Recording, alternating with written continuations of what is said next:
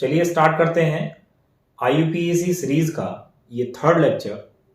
इस लेक्चर में हम कार्बनिक यौगिकों के IUPAC नेम आपको दिए होंगे और उनसे उनकी संरचना कैसे बनाते हैं, स्ट्रक्चर कैसे बनाते हैं, ये सीखेंगे। क्योंकि आज हमने है तो छोटे छोटे टॉपिक, लेकिन बहुत सारे टॉपिक पढ़ने के साथ ही IUPAC को फिनिश करना है।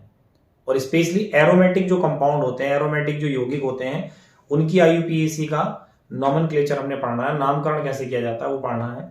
साथ में हम एक महत्वपूर्ण टॉपिक आइसोमेरिज्म, जिसे हम समावयवता कहते हैं, वो जानेंगे। तो देखिए पहला टॉपिक स्टार्ट करते हैं आज के इस लेक्चर का। IUPAC नेम आपको दिया है, उससे स्ट्रक्चर कैसे बनाते हैं, माने IUPAC नाम से संरचना बनाना। तो ये लिखा भी है मैंने यहाँ, IUPAC नाम से संरचना बनाना, टू राइट स्ट्रक्चर। और यहाँ पर कुछ क्वेश्चन लिखे हैं जो कि IUPAC नेम है। तो इन IUPAC नेम से आपको स्ट्रक्चर बनानी है। और ये इसलिए भी आना चाहिए क्योंकि जब आपको चैप्टर की एक्सरसाइज में कन्वर्जन आएंगे या व्हाट हैपन व्हेन आएंगे, क्या होता है जब, तो वहां आपको ऐसा क्वेश्चन होगा, जैसे मान लीजिए ये है कि 4 कीटो पेंटेन 1 अल का रिडक्शन होता है, या 4 कीटो पेंटेन 1 अल का अपचयन किया जाता है, या हाइड्रोजन से रिएक्शन होता है, कुछ भी ऐसा एनीथिंग आ जाता है। जैसे मान लीजिए 3 अमीनो ब्यूटेन 2 ओल, इसकी क्रिया जो है, या इसका ऑक्सीडेशन कराते हैं, ऑक्सीकरण कराया जाता है। इसकी रिएक्शन सपोज कीजिए PCl5 से कराई जाती है। कोई भी कन्वर्जन हो या कोई भी आपका रिएक्शन हो, तो आपको वहां पर IUPAC नेम या कॉमन नेम होगा, तो वो IUPAC नेम से स्ट्रक्चर बनाएंगे, तभी तो वो रिएक्शन सीखेंगे। तो इसलिए IUPAC नेम से स्ट्रक्चर बनाना आना बहुत जरूरी है। यहां पर कोई ज्यादा रूल नहीं है, जैसे आप IUPAC में सीख रहे थे सफिक्स प्रीफिक्स ये सब चीजें, आप यहाँ पर मैंने देखिए अभी 6 ऐसे IUPAC नेम लिखे हुए हैं जिनसे हम स्ट्रक्चर बनाएंगे। ऐसे ही कुछ और नेम लिख लेंगे इसके बाद, तो आप लगभग आप समझिए कि 10-12 IUPAC नेम से स्ट्रक्चर बनाना, ये टॉपिक आपका कंप्लीट हो जाएगा। तो पहले इस IUPAC नेम से स्टार्ट करते हैं और देखते हैं कैसे इसको आप स्ट्रक्चर बनाते हैं। देखिए बात करें 4 कीटो पेंटेन 1 अल, तो IUPAC नेम से स्ट्रक्चर बनाने के लिए सबसे पहले आपने क्या करना होता है, जितने, क्योंकि देखिए लास्ट में क्या लिखा था हमने जब IUPAC नेम लिख रहे थे, कि जो पेरेंट एल्केन है, अर्थात जो जनक एल्केन है, उसमें कितने कार्बन होते हैं स्ट्रक्चर में, उनकी तो काउंटिंग करके पेरेंट एल्केन को लिखा जाता था। तो जो लास्ट वर्ड होगा, जो लास्ट में लिखा होगा, उससे हमें पता चलेगा कितना स्ट्रेट चेन में कार्बन है। तो इसलिए आपको जब IUPAC नेम दिया होगा, उसमें लास्ट वर्ड से आप कार्बन पता कर लेंगे कि कितने कार्बन इसमें लगाने हैं। तो जैसे पेंटेन 1 अल है, तो पेंटेन मींस 5 कार्बन है, तो आप 5 कार्बन स्ट्रेट चेन में लगा लीजिए। इनकी काउंटिंग कहीं से भी कर दीजिए, क्यों, क्योंकि अब काउंटिंग नहीं करनी है, अब नंबर पर जो चीजें दी हैं वो लगानी है। तो आप पेरेंट एल्केन से कार्बन काउंट करके जितने कार्बन हैं उतने कार्बन स्ट्रेट चेन में लगा के उनको नंबर दे देंगे। तो 5 कार्बन है तो 5 नंबर दे दिए, और जिस नंबर पर जो लगा है उसको लगा दीजिए। जैसे 4 पर कीटो, तो 4 कार्बन है, उस पर कीटो, तो कीटो कैसे बनता है, ऐसे आपको ये जरूर पता होना चाहिए क्योंकि IUPAC में हमने सीखा। और 1 अल, अल किसका सफिक्स है, एल्डिहाइड का, तो ये 1 पर है, तो 1 नंबर ये है, और एल्डिहाइड कैसे लिखा जाएगा, ऐसे। बाकी अब बैलेंस ही कंप्लीट कर दीजिए। तो जब कुछ नहीं है तो सब जगह क्या होगा, सिंगल बॉन्ड होगा। और इनकी बैलेंस ही कंप्लीट करिए कार्बन की। तो देखिए यहाँ पर 1 2 3 4 ऑलरेडी 4 है, यहाँ 1 2, तो 2 बैलेंस ही कम है ना कार्बन की, तो इसलिए 2 हाइड्रोजन लगा देंगे। ऐसे 1 2, यहाँ भी 2 हाइड्रोजन लगा देंगे। यहाँ पर देखिए 4 हो गई है, 1 2 3 4, और ये कीटोन इसलिए है क्योंकि CO है और इधर भी कार्बन है, इधर भी कार्बन है। इसको देखें तो 1 वैलेंसी हो रही है, 3 हाइड्रोजन लगा देंगे इस टाइप से। तो ये आपका 4 कीटो पेंटेन 1 अल है। अब इसका अगर मान लीजिए रिडक्शन होता है या अपचयन जैसे कहते हैं, तो फिर तभी तो आप आगे को रिएक्शन लिखते जब स्ट्रक्चर बनानी आएगी कि कौन ग्रुप है इसमें। बाकी तो हम चैप्टर में बात करेंगे ही रिएक्शन कैसे होगा। तो सबसे पहले क्या करना है, जब आपको IUPAC नेम दिया होगा और स्ट्रक्चर बनाने के लिए सबसे पहले आप लास्ट में जाएंगे कि उसमें कार्बन कितने हैं, और वो पता चलेगा पेरेंट एल्केन से, जिसके पीछे सफिक्स लगा है उसको देख लेंगे कितने कार्बन है, उनको नंबर दे देंगे।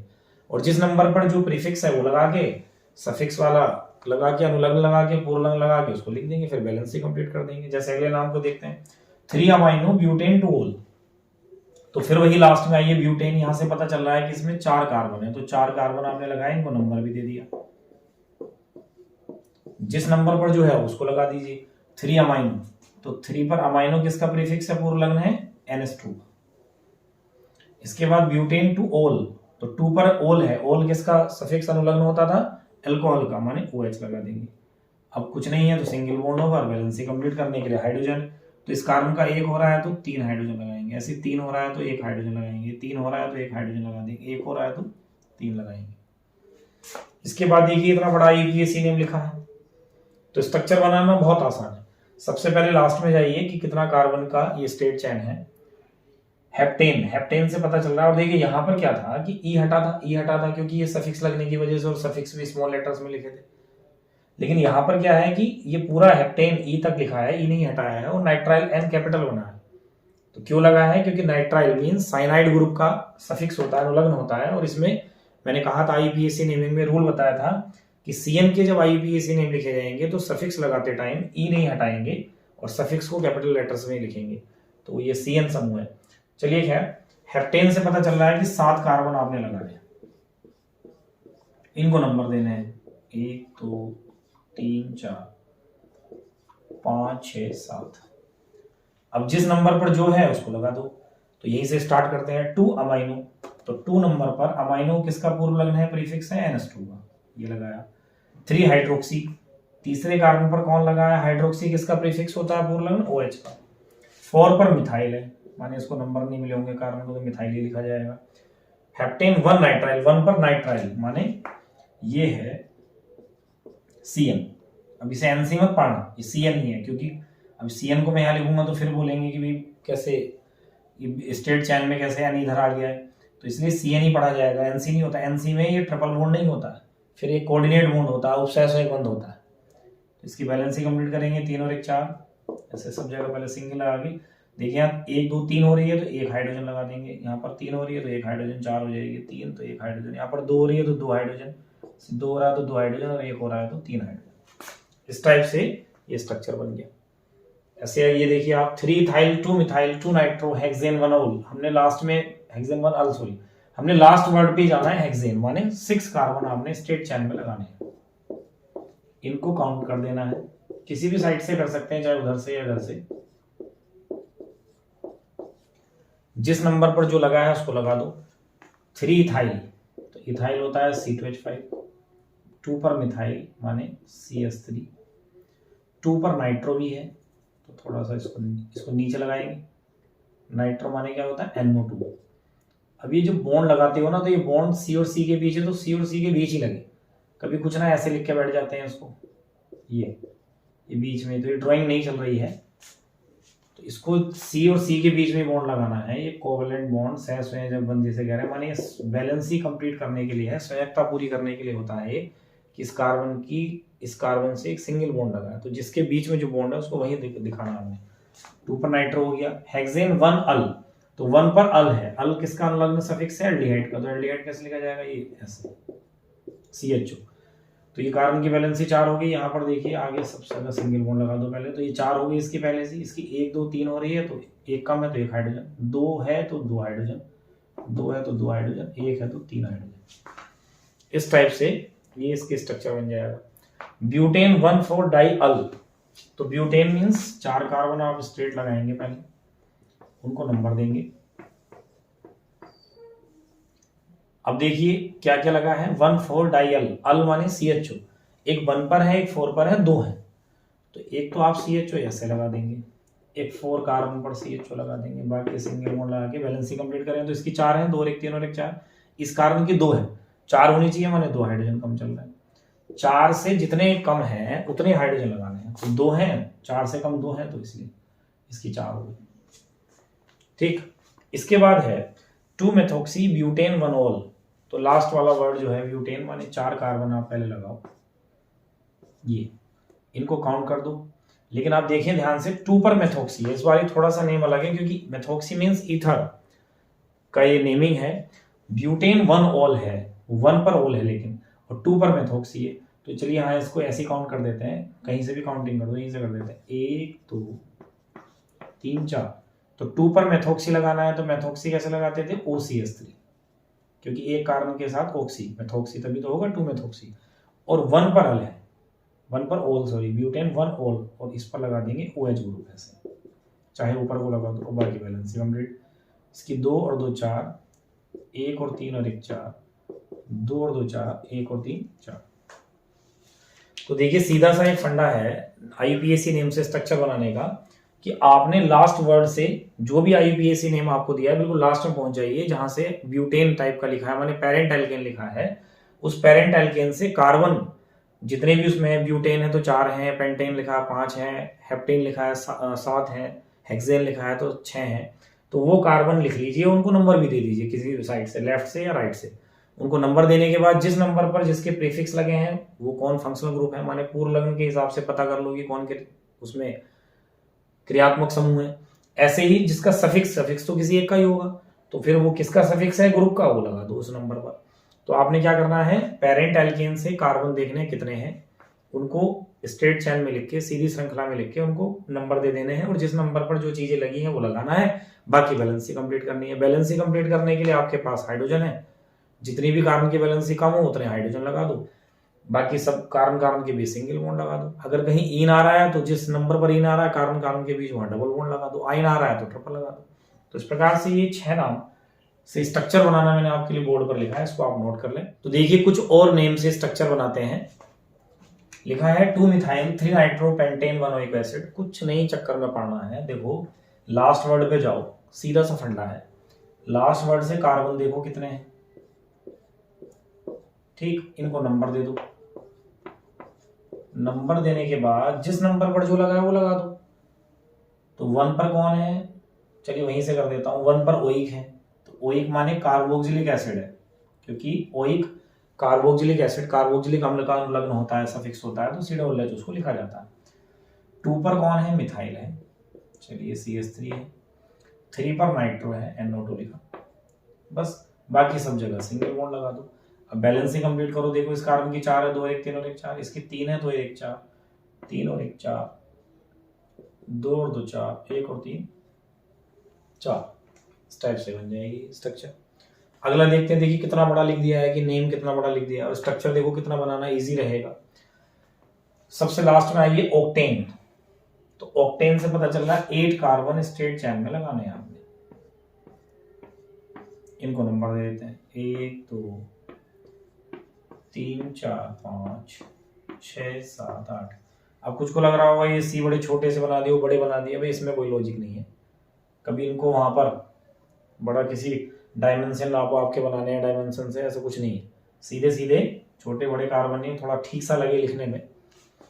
तो देखिए ऑक्टेन मींस 8 कार्बन लगा दिए, उनको नंबर दे दिए, जिस नंबर पर जो लगा उसको लगाते जाते हैं। 2 अमाइनो, तो यहाँ पर आ जाएगा NH2। 3 क्लोरो, Cl आ जाएगा। 3 पर हाइड्रोक्सी है, तो देखिए नीचे की तरफ को लगा देते हैं, क्योंकि अब ऐसा तो स्पेस है नहीं। अब तुम ठीक से लिखना, मैं तो यहाँ पर रफ करके लिख देता हूँ, आपने कॉपी पर लिखना तो पता है कि 3 क्लोरो और 3 हाइड्रोक्सी पहले ही देख लेना आँख खोल के कि 3p लगना है, तो ये ऊपर लगेगा कि नीचे लगेगा। 4 पर मिथाइल है, तो ये आ गया CH3। और ये ऑक्टेन 1 ओइक, 1 पर ओइक भी है, तो ओइक माने कार्बोक्सिलिक एसिड, ये लग गया। बाकी अब सब जगह सिंगल बॉन्ड लगा के बैलेंस से कंप्लीट कर दो। भाई इसकी तो 4 होगी कार्बन की, इसकी 3 हो रही है, 1 H कम, मतलब 1 बैलेंसी कम है तो 1 हाइड्रोजन, मतलब कार्बन की जितनी बैलेंसी संयोजकता कम है उतनी हाइड्रोजन लगा दो। यहाँ पर देखिए 3 तो 1 कम है तो 1 हाइड्रोजन। यहाँ पर कार्बन की 2 है, 2 ही कम है तो 2 हाइड्रोजन। यहाँ कार्बन की 2 हो रही है तो फिर वही 2। यहाँ पर 1 है, 3 कम है तो 3 हाइड्रोजन। भाई जितने कम बैलेंसी उतने हाइड्रोजन लगा दो, पूरी हो जाएगी। ये बन गया आपका। इसके बाद है प्रोपेन 1 अमीन, प्रोपेन 1 अमाइन या एमीन। अब तो बहुत इजी है, क्योंकि इतने बड़े में तो इतने सारे ग्रुप देखने भी थे। इसमें क्या प्रोपेन मीन्स 3 कार्बन आप लगाइए, इनको नंबर दे दीजिए। 1 पर एमाइन कह रहा है, तो एमाइन क्या होता है NH2, चाहे ऊपर लगा लो चाहे इधर को लगा लो, NH2 ऐसे लिखना। ये इसकी बैलेंसिंग कंप्लीट करें तो 2 और 2 4, 2 और 2 4, 1 और 3 4। पेंटुइन, बीच में पेंट क्यों आ रहा है, क्योंकि देखिए ईन है तो पेंटेन नहीं लिख देना है, क्योंकि जब तक एन ईन आइन वाले नाम थे जिनमें ईन और आइन सफिक्स अनुलग्न है, उनमें तो पेरेंट एल्क बोलते थे, पूरा एल्केन नहीं बोलते थे, ठीक है। तो इसमें तो पेंट है, तो इसलिए 5 कार्बन, इनको नंबर दे देगा। वैसे ज्यादा ऐसा सोचने की जरूरत नहीं है, पेंटेन हो के पेंट हो, वहां से तो 5 ही कार्बन पता चल रहा है, उनको नंबर भी दे दिए। 2 पर ईन है, तो माने 2 और 3 के बीच में डबल बॉन्ड लगा दो आप। ईन अनुलग्न किसका होता था, डबल बॉन्ड, बाकी बैलेंस से कंप्लीट। तो इसकी 1 3 कम चल रही है तो 3 हाइड्रोजन। इसकी हो रही है 2 और 1 3, तो 1 एच आएगा, 2 और 1 3, 1 एच आएगा, 2 और 2 4, 1 और 3 4। ये ब्यूटेन टू इनोल, इसको देखिए ध्यान से, ब्यूटेन से आप 4 कार्बन लगाओ पहले, इनको नंबर भी दे दो आप।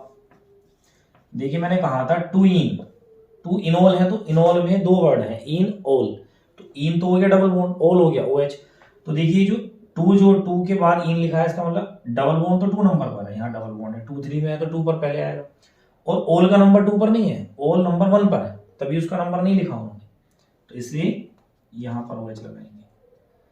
बैलेंस से कंप्लीट कर दें, 2 और 2 4, 2 और 1 3 और 1 4, 2 और 1 3 4, 1 और 3 4। तो इस टाइप से देखिए ये टॉपिक, इस लेक्चर का पहला टॉपिक आज का कंप्लीट हो जाता है। IUPAC नेम से स्ट्रक्चर लिखना, मैं एक बार फिर रिपीट कर रहा हूँ, IUPAC नेम से स्ट्रक्चर लिखने में कोई ज्यादा रूल रेगुलेशन कुछ नहीं है। आपको जो IUPAC नेम दिया है उस IUPAC नेम के लास्ट वर्ड पर पहुंच जाइए जहां पर पेरेंट एल्केन लिखा हुआ है, माने ब्यूटेन, पेंटेन, हेक्सेन, इस टाइप से लिखा हुआ है, क्योंकि उसके जस्ट बाद उसका अनुलग्न लिखा होगा, सफिक्स लिखा होगा नंबर के साथ।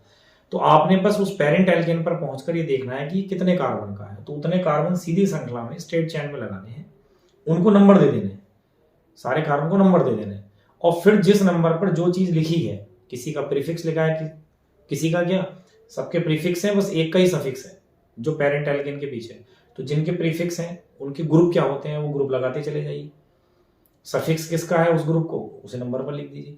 तो कुल मिलाकर नंबर पर जो ग्रुप लगने हैं वो लगा दीजिए, उसके बाद सब जगह सिंगल बॉन्ड लगा के, और फिर बैलेंसिंग कंप्लीट नहीं हो रही है तो आप हाइड्रोजन से बैलेंसिंग कंप्लीट कर दीजिए। तो इस प्रकार से टॉपिक कंप्लीट हो जाता है, इसको आप नोट कर लीजिए। ऐसे और नेम लिख लिख कर आप स्ट्रक्चर बनाकर देखें, आपको निश्चित ही, मुझे विश्वास है आप लिख लेंगे। लेकिन इसके बाद अगर कोई प्रॉब्लम आ रही है, किसी नेम से स्ट्रक्चर नहीं लिख पा रहे हैं, तो आप उसको मेरे से डिस्कस कर सकते हैं, ठीक। तो इसके बाद हम एक और नेक्स्ट टॉपिक की बात करेंगे, तो पहले आप इसको नोट कर लें। तो देखिए इस लेक्चर का हम दूसरा टॉपिक स्टार्ट करते हैं। लिखा है बिंदु रेखा सूत्र, जिसे हम डॉट लाइन फॉर्मूला बोलते हैं, उनका IUPAC नामकरण, IUPAC नोमेनक्लेचर। माने इस लेक्चर का दूसरा इंपॉर्टेंट टॉपिक है बिंदु रेखा सूत्र का IUPAC नामकरण, माने IUPAC nomenclature of dot line structure formula या डॉट लाइन फॉर्मूला। देखिए डॉट लाइन फॉर्मूले का मतलब है, इसमें आपको ना कार्बन दिख रहा है ना कुछ ऐसे दिख रहा है, आपको कुछ लाइंस दिख रही हैं और कुछ ग्रुप दिख रहे हैं। जैसे यही है, मान लीजिए ये बना दिया और पूछा इसका IUPAC नेम बताइए, ठीक। ये देखिए यहाँ पर लिखा, ये लिखा है, ये यहाँ पर ClOH आ गया है, ये फिर ऐसे लिख दिया, यहाँ डबल आया, OH आया, Me आया, Me माने मिथाइल होता है। तो देखिए इस प्रकार से यहाँ पर डॉट और लाइन का क्या मतलब है, तो मैं आपको बता दूं। सबसे पहले हमने इससे स्ट्रक्चर बनानी होती है, ठीक। अपनी जैसी स्ट्रक्चर हमने पढ़ी है तो ऐसी स्ट्रक्चर आपको बनानी होती है। तो हम करते क्या है, हर एंड पर, हर डॉट पर माने हर एंड, और हर बेंट माने हर सिरे और हर मोड़ पर अगर कुछ नहीं लिखा है तो समझ लीजिए वहां कार्बन है। जैसे यहां से स्टार्ट हुआ तो यहाँ कार्बन है, फिर आप गए ये तो बॉन्ड है, माने डॉट का मतलब कार्बन है, अगर कुछ नहीं लिखा है वहां पर तो। और ये जो लाइन जा रही है ये बॉन्ड है, तो आप यहाँ आपने कार्बन लगाया, यहाँ एक कार्बन लगाया, डॉट आ गया ना, फिर यहाँ गए डॉट आ गया, कार्बन है, यहाँ डॉट आ ये कार्बन है। तो देखिए स्ट्रक्चर बनाते हैं और आप देखिएगा ध्यान से, यहां से स्टार्ट कर रहा हूं मैं, देखिए ये कार्बन ऐसे बनाना जैसे मैं बना रहा हूं, ध्यान से देखो, ये कार्बन, आगे गई ये लाइन जो है ये बॉन्ड है, फिर यहाँ आए तो कार्बन है, इसके इधर गए तो कार्बन है, तो अब तिरछा ही जाना, सीधे आप ऐसे लगा दो ना, इस कार्बन से ये कार्बन हो गया और इसी कार्बन से एक नीचे और है, ऐसे ऐसे बना लेंगे ना, ठीक। अब इसकी बैलेंसिंग कंप्लीट कर दीजिए बस। तो बैलेंसिंग कंप्लीट करने के लिए आपके पास हाइड्रोजन है, तो कार्बन की 1 हो रही है तो कितने हाइड्रोजन का, 3 लगा देंगे। इसकी 1 2 3 हो रही है, 1 हाइड्रोजन लगा देंगे, 1 है तो 3 हाइड्रोजन, 1 है तो 3 हाइड्रोजन। अब इसका IUPAC नेम लिखना में कौन सा ही क्या ही साइंस है, बहुत ईजी है, ऐसे तो आपने लिखे ही हैं। कैसे करेंगे, आप काउंटिंग कर लें, इसमें कोई ऐसा ग्रुप तो है नहीं, सिंगल बॉन्ड है सब जगह, और सिंगल बॉन्ड सब जगह है तो कहीं से भी काउंटिंग कर लें। बस आपको ध्यान रखना है कि जो चीज छूटेगी वो नजदीक इधर से आएगी, तो 1 2 3, तो 2 पर छूट रही उधर से आए तो 1 2 3, 2 पर ही छूट रही तो ऐसे चले जाए 1 2 3। तो क्या बोलेंगे भाई, इसको जो छूटा है उसको पहले लिखेंगे 2 मिथाइल, और 3 कार्बन को बोलेंगे प्रोपेन, क्योंकि हर जगह सिंगल बॉन्ड है, तो इसका नेम आगे लिख रहा हूं, देखो 2 मिथाइल प्रॉप और एन लगाएंगे, क्योंकि सब जगह सिंगल बॉन्ड है तो सफिक्स आएगा एन, प्रॉप में एन लगा देंगे, ठीक। और जो छोटा उसको मिथाइल बोला। अब जैसे ये है तो इसकी स्ट्रक्चर बनाते हैं। देखिए यहाँ से स्टार्ट करते हैं तो ये डॉट है माने कार्बन, ये आगे लाइन है तो माने बॉन्ड है, फिर यहाँ है तो कार्बन, इसके इधर कार्बन है, चलिए ऐसे लगा लेते हैं। और नीचे की तरफ देखिए, अब यहाँ ये जो डॉट है यहाँ पर Cl लिखा है, तो इसलिए इसको यहाँ कार्बन नहीं मानना। मैंने क्या कहा, हर डॉट को कार्बन है अगर कुछ नहीं लिखा है तो, क्योंकि अगर लिखा है तो फिर तो वही है। तो देखिए यहाँ पर क्या लिखा है, इस बार Cl लिखा है।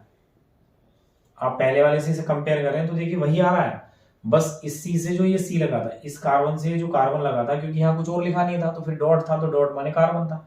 अब यहाँ वाले डॉट पर लेकिन Cl लिखा है तो इसलिए Cl लिखना पड़ेगा। उसकी बैलेंसिंग कंप्लीट कीजिए तो 1 और 3 4, 3 और 1 4, 1 और 3 4, Cl की 1 होती है तो 1 लिखिए। तो इसकी काउंटिंग आप देखिए, है तो सिंगल बॉन्ड सब जगह, लेकिन और कोई ऐसा ग्रुप नहीं है, क्योंकि सिंगल बॉन्ड तो सब जगह होता है। तो मैंने कहा था जब सिंगल बॉन्ड के साथ Cl क्या है, प्रतिस्थाई समूह है, सब्स्टिट्यूशनल ग्रुप है। तो अगर सिंगल बॉन्ड को छोड़कर और कोई ग्रुप हो तो फिर हमने उस ग्रुप की ओर से साइड काउंटिंग करनी है। लेकिन अगर Cl है और सिंगल बॉन्ड है तो फिर सिंगल बॉन्ड को क्या ही देखना, वो तो सब जगह होता है। तो फिर आपको इस प्रतिस्थाई को ही देखना होता है किधर से नजदीक आएगा। तो आप देखें 1 2, उधर से आए तो 1 2, तो कहीं से भी चले जाएं तो काउंटिंग में 2 पर ही आ रहा है, तो 1 2 3। अब इसका कोई अनुलग्न तो होता नहीं, सफिक्स तो होता नहीं, प्रीफिक्स ही होता है इसका, तो 2 क्लोरो ही कह देंगे, 2 क्लोरो। 3 कार्बन को आप बोलते हो प्रोप, सब जगह सिंगल बॉन्ड होने की वजह से क्या आएगा, एन। काउंटिंग भले इसके हिसाब से होगी, क्योंकि सिंगल बॉन्ड की कोई यूनिक आइडेंटिटी नहीं है, कोई अद्वितीय पहचान नहीं है, कोई स्पेशल पहचान नहीं है कि इसकी वजह से सिंगल बॉन्ड की वजह से नंबरिंग हो, क्योंकि ये तो सब जगह होता है। लेकिन अनुलग्न तो लगेगा तो सिंगल बॉन्ड का ही ना, क्योंकि क्रियात्मक समूह तो सिंगल बॉन्ड है, ये क्रियात्मक समूह नहीं है, ये फंक्शनल ग्रुप नहीं है, ये सब्स्टिट्यूशनल ग्रुप है, प्रतिस्थाई है। तो इसलिए ऐसा लिखा, मैंने बहुत डिटेल में आपको पहले समझाया हुआ है। अब देखिए इसकी बात करते हैं, यहाँ से आपको समझ आएगा। तो देखिए ये डॉट है, यहाँ कार्बन लगाया, फिर बॉन्ड, ये लाइन माने बॉन्ड है, फिर यहाँ है तो ये डॉट है, कार्बन हो गया। अब इधर Cl है तो चाहे तो सामने को लगा लो ऐसे Cl, और ये है तो ये OH है, ऐसे OH लिख लो, ये हुआ भाई। इसकी बैलेंसिंग कंप्लीट करेंगे, ये हो गया CH3, 1 2 3 और 1 4। अब ये है, तो अब ध्यान से देखिए, इसमें ग्रुप OH है, तो अब आप OH की साइड से काउंटिंग करेंगे तो यहाँ लिखेंगे नंबर 1 और इसको लिखेंगे 2। तो अब देखिए OH के हिसाब से आपने नंबरिंग की है तो OH का तो सफिक्स लगेगा, अनुलग्न लगेगा। बाकी Cl को क्या कहना पड़ेगा, क्लोरो, तो 1 क्लोरो, और इसको लिखेंगे भी पहले 1 क्लोरो। बाकी 2 कार्बन को क्या बोलते हैं, इथेन, तो इसका ई हटाना है और OH का ओल लगाना है, वो भी 1 पर, इथेन 1 ओल। देखिए इसका नाम ये है। तो इससे पहले बिट डॉट लाइन स्ट्रक्चर से पहले सिंपल स्ट्रक्चर बनाने होते हैं, फिर IUPAC नेम लिखना है जैसे लिखते आए आप। बात इसकी करें, देखिए M लिखा है, वैसे तो कभी कुछ बच्चे ऐसा ना कर दें इसका IUPAC नेम में इसको यहाँ पर M लिख दें आप लोग, तो M नहीं लिखना है, इसको पहले आपने डॉट लाइन से सिंपल स्ट्रक्चर बनाना है। तो देखिए यहीं से स्टार्ट करते हैं, ये एक पॉइंट है माने डॉट है तो कार्बन, ये बॉन्ड हो गया, यहाँ पहुंचे डॉट है तो कार्बन, ये लाइन है माने बॉन्ड हो गया, फिर यहाँ पहुंचे तो ये डॉट है तो माने कार्बन, ये फिर लाइन है माने बॉन्ड है, फिर यहाँ पहुंचे तो ये डॉट है कार्बन, फिर ये लाइन है तो फिर यहाँ पहुंचे कार्बन। देखिए कितना अच्छा सा स्ट्रेट चैन बन गया। स्ट्रेट में लिखना है, फिर आपको यहाँ जैसे बैंड लिखा है ऐसे नहीं लगाने कार्बन, फिर स्ट्रेट में लिखना है। इसकी बैलेंसिंग कंप्लीट कर लीजिए, 1 और 3 4, 2 और 2 4, 2 और 2 4, 2 और 2 4, 1 और 3 4। तो सिंपल से नेम है, सब जगह सिंगल बॉन्ड है, स्ट्रेट चैन है, कहीं कोई छूटेगा भी नहीं। नंबर देने के बाद देखा हमने 5 कार्बन आए, 5 कार्बन को बोलते हैं पेंट, लेकिन सब जगह सिंगल बॉन्ड होने की वजह से सफिक्स आएगा एन, तो पेंटेन। अब हमें नंबर थोड़ा लिखना पड़ेगा किस नंबर पर एन है, क्योंकि सिंगल बॉन्ड तो सब जगह होता है, इसलिए पेंटेन। देखिए अभी M है, लेकिन M में कुछ ऐसा बना दिया है, डबल सा लग रहा है, तो ये डबल बॉन्ड ही है। तो चलिए हम फिर से यहीं से स्टार्ट कर रहे हैं। डॉट माने कार्बन, लाइन माने बॉन्ड, फिर यहाँ पहुंचे डॉट आ गया कार्बन, फिर ये देखिए लाइन है माने ये डबल बॉन्ड है, तो ऐसे डबल बॉन्ड, ये डॉट है तो यहाँ कार्बन, ये लाइन आई तो बॉन्ड, फिर यहाँ पहुंचे तो डॉट है तो कार्बन, और फिर लाइन आई बॉन्ड, ये डॉट आया तो कार्बन। कुछ बच्चे क्या करते हैं ना, इसको भी सोचते हैं वो जी यहाँ भी डॉट लिखा है, यहाँ भी डॉट लिखा है, यहाँ भी कार्बन लिख देता हूँ, यहाँ भी कार्बन। तो घोंचू कैसे बनाएगा, फिर इसकी स्ट्रक्चर कैसे बनेगी? तो स्ट्रक्चर तो बनने से रही, क्यों? क्योंकि अगर मान लीजिए अबे डॉट यहाँ है, कार्बन हो गया, यहाँ डॉट है, कार्बन हो गया, ये तो डबल बॉन्ड है ना बीच में, माने जो लाइन है वो इस बार सिंगल ना होकर डबल है। ये अब ये थोड़ी ना है कि ये कहेगा ना जी ये भी एक डॉट है, ये भी एक डॉट है, यहाँ भी कार्बन लगा दो, यहाँ भी कार्बन लगा दो, तो फिर क्या ही बना पाएगा स्ट्रक्चर? ऐसे बनाना है।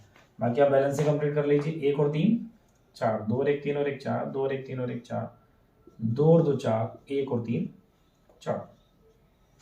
ये तो अब इसमें क्या करना है, देखो ग्रुप देखा आपने तो डबल बॉन्ड निकला, तो जिस साइड से डबल बॉन्ड नियरेस्ट आएगा उधर से आप काउंटिंग कर लेंगे। तो 1 2 पर आएगा, उधर से 1 2 3 पर आएगा, तो इधर से जाएंगे 1 2 3 4 5। अब 5 कार्बन को क्या बोलते हो आप? पेंट, वो लिख लो। डबल बॉन्ड को आपने लिखना है इन आएगा ना, सफिक्स अब लोग ने इन आएगा, लेकिन किस नंबर पर वही बताना है। तो 2 और 3 के बीच में, तो उसमें भी 2 पर पहले है, तो इसलिए पेंट टू इन। ये बात करते हैं इसकी। तो देखिए यहां पर ये डॉट है माने कार्बन है, फिर देखिए ये डबल बॉन्ड है, यहाँ आए तो ये डॉट है, कार्बन हो गया। अब इधर लिख दिया एमी, तो मी नहीं है, मी माने मैं हो गया, ऐसे नहीं है। मी माने ये है मिथाइल, शॉर्ट में लिख रखा है। तो एमी माने क्या है? मिथाइल है, कहीं अगर एमी लिखा हो तो यहाँ से कार्बन है तो इसके ऊपर मिथाइल लगा है, माने सामने को लगा दो CH3, नीचे को OH लगा दो इसी कार्बन पर, इस वाले डॉट वाला कार्बन जो था OH। बैलेंस कंप्लीट करेंगे तो 2 और 2 4, 2 और 1 3 और 1 4 ऑलरेडी कंप्लीट है, ये सब कंप्लीट है। तो अब आप देखिए इसमें ग्रुप तो डबल बॉन्ड भी है, OH भी है, लेकिन बड़ा OH है तो OH के साइड से काउंटिंग करेंगे, जिस साइड से OH नजदीक आएगा तो 1 2, इधर से जाए तो 1 2, तो आप इधर से चले जाइए क्योंकि इधर से डबल बॉन्ड भी नहीं है। हालांकि उसको देखना नहीं है, लेकिन OH भी जब 2 पे इधर से भी आ रहा है उधर से आ रहा है तो इधर से चले जाते हैं 1 2 3, ठीक है ना। तो अब देखिए 1 2 में 1 पर है डबल बॉन्ड, और 2 3 में, सॉरी 2 पर कौन है? OH, और बड़ा OH है। तो आप पहले इसको 3 कार्बन को क्या बोलेंगे? प्रोप बोलेंगे। 1 पर इन है तो इसे लिख देंगे ऐसे 1 इन, और 2 पर कौन है? ओल है, 2 ओल, कॉमा तो लगाना ही नहीं है, ऐसे लिख दो, ठीक है ना। इन का भी ई हटा दिया है क्योंकि इसके बाद भी कुछ लग रहा है, तो इस टाइप से वही 3 कार्बन को प्रोप कहते हैं। सफिक्स तो इसी का लगना है, ओल 2 पर है, लेकिन डबल बॉन्ड भी आ गया था। डबल बॉन्ड का कोई प्रीफिक्स होता नहीं, पूर्ण लग्न होता नहीं, इसलिए इसके भी सफिक्स से काम चलाया जाता है, लेकिन बस उसके इन का ई हटा दिया है। और 1 2 में डबल बॉन्ड है तो 1 पर है, तो इसलिए 1 इन 2 ओल, इस टाइप से लिख दिया। तो देखिए IUPAC जब नॉर्मल स्ट्रक्चर बन जाएगी फिर तो IUPAC नेम आप लिख ही लेंगे, लेकिन इस डॉट लाइन स्ट्रक्चर को नॉर्मल स्ट्रक्चर में ही चेंज करना है, मेन इस टॉपिक में यही डिस्कस हो रहा है। तो जो भी आपको डॉट लाइन स्ट्रक्चर दिया है, बिंदु रेखा सूत्र दिया हुआ है, उसमें जो बिंदु है माने डॉट है उसको आप कार्बन, जो रेखा खींची है, जो लाइन खींची है वो बॉन्ड है, फिर डॉट पर पहुंचे तो माने बिंदु पर पहुंचे तो वो कार्बन है, फिर ऊपर लगाया, ऊपर से कुछ मतलब नहीं है, सामने को लगा लो, फिर उसी से लगाया तो वो नीचे को लगा लो।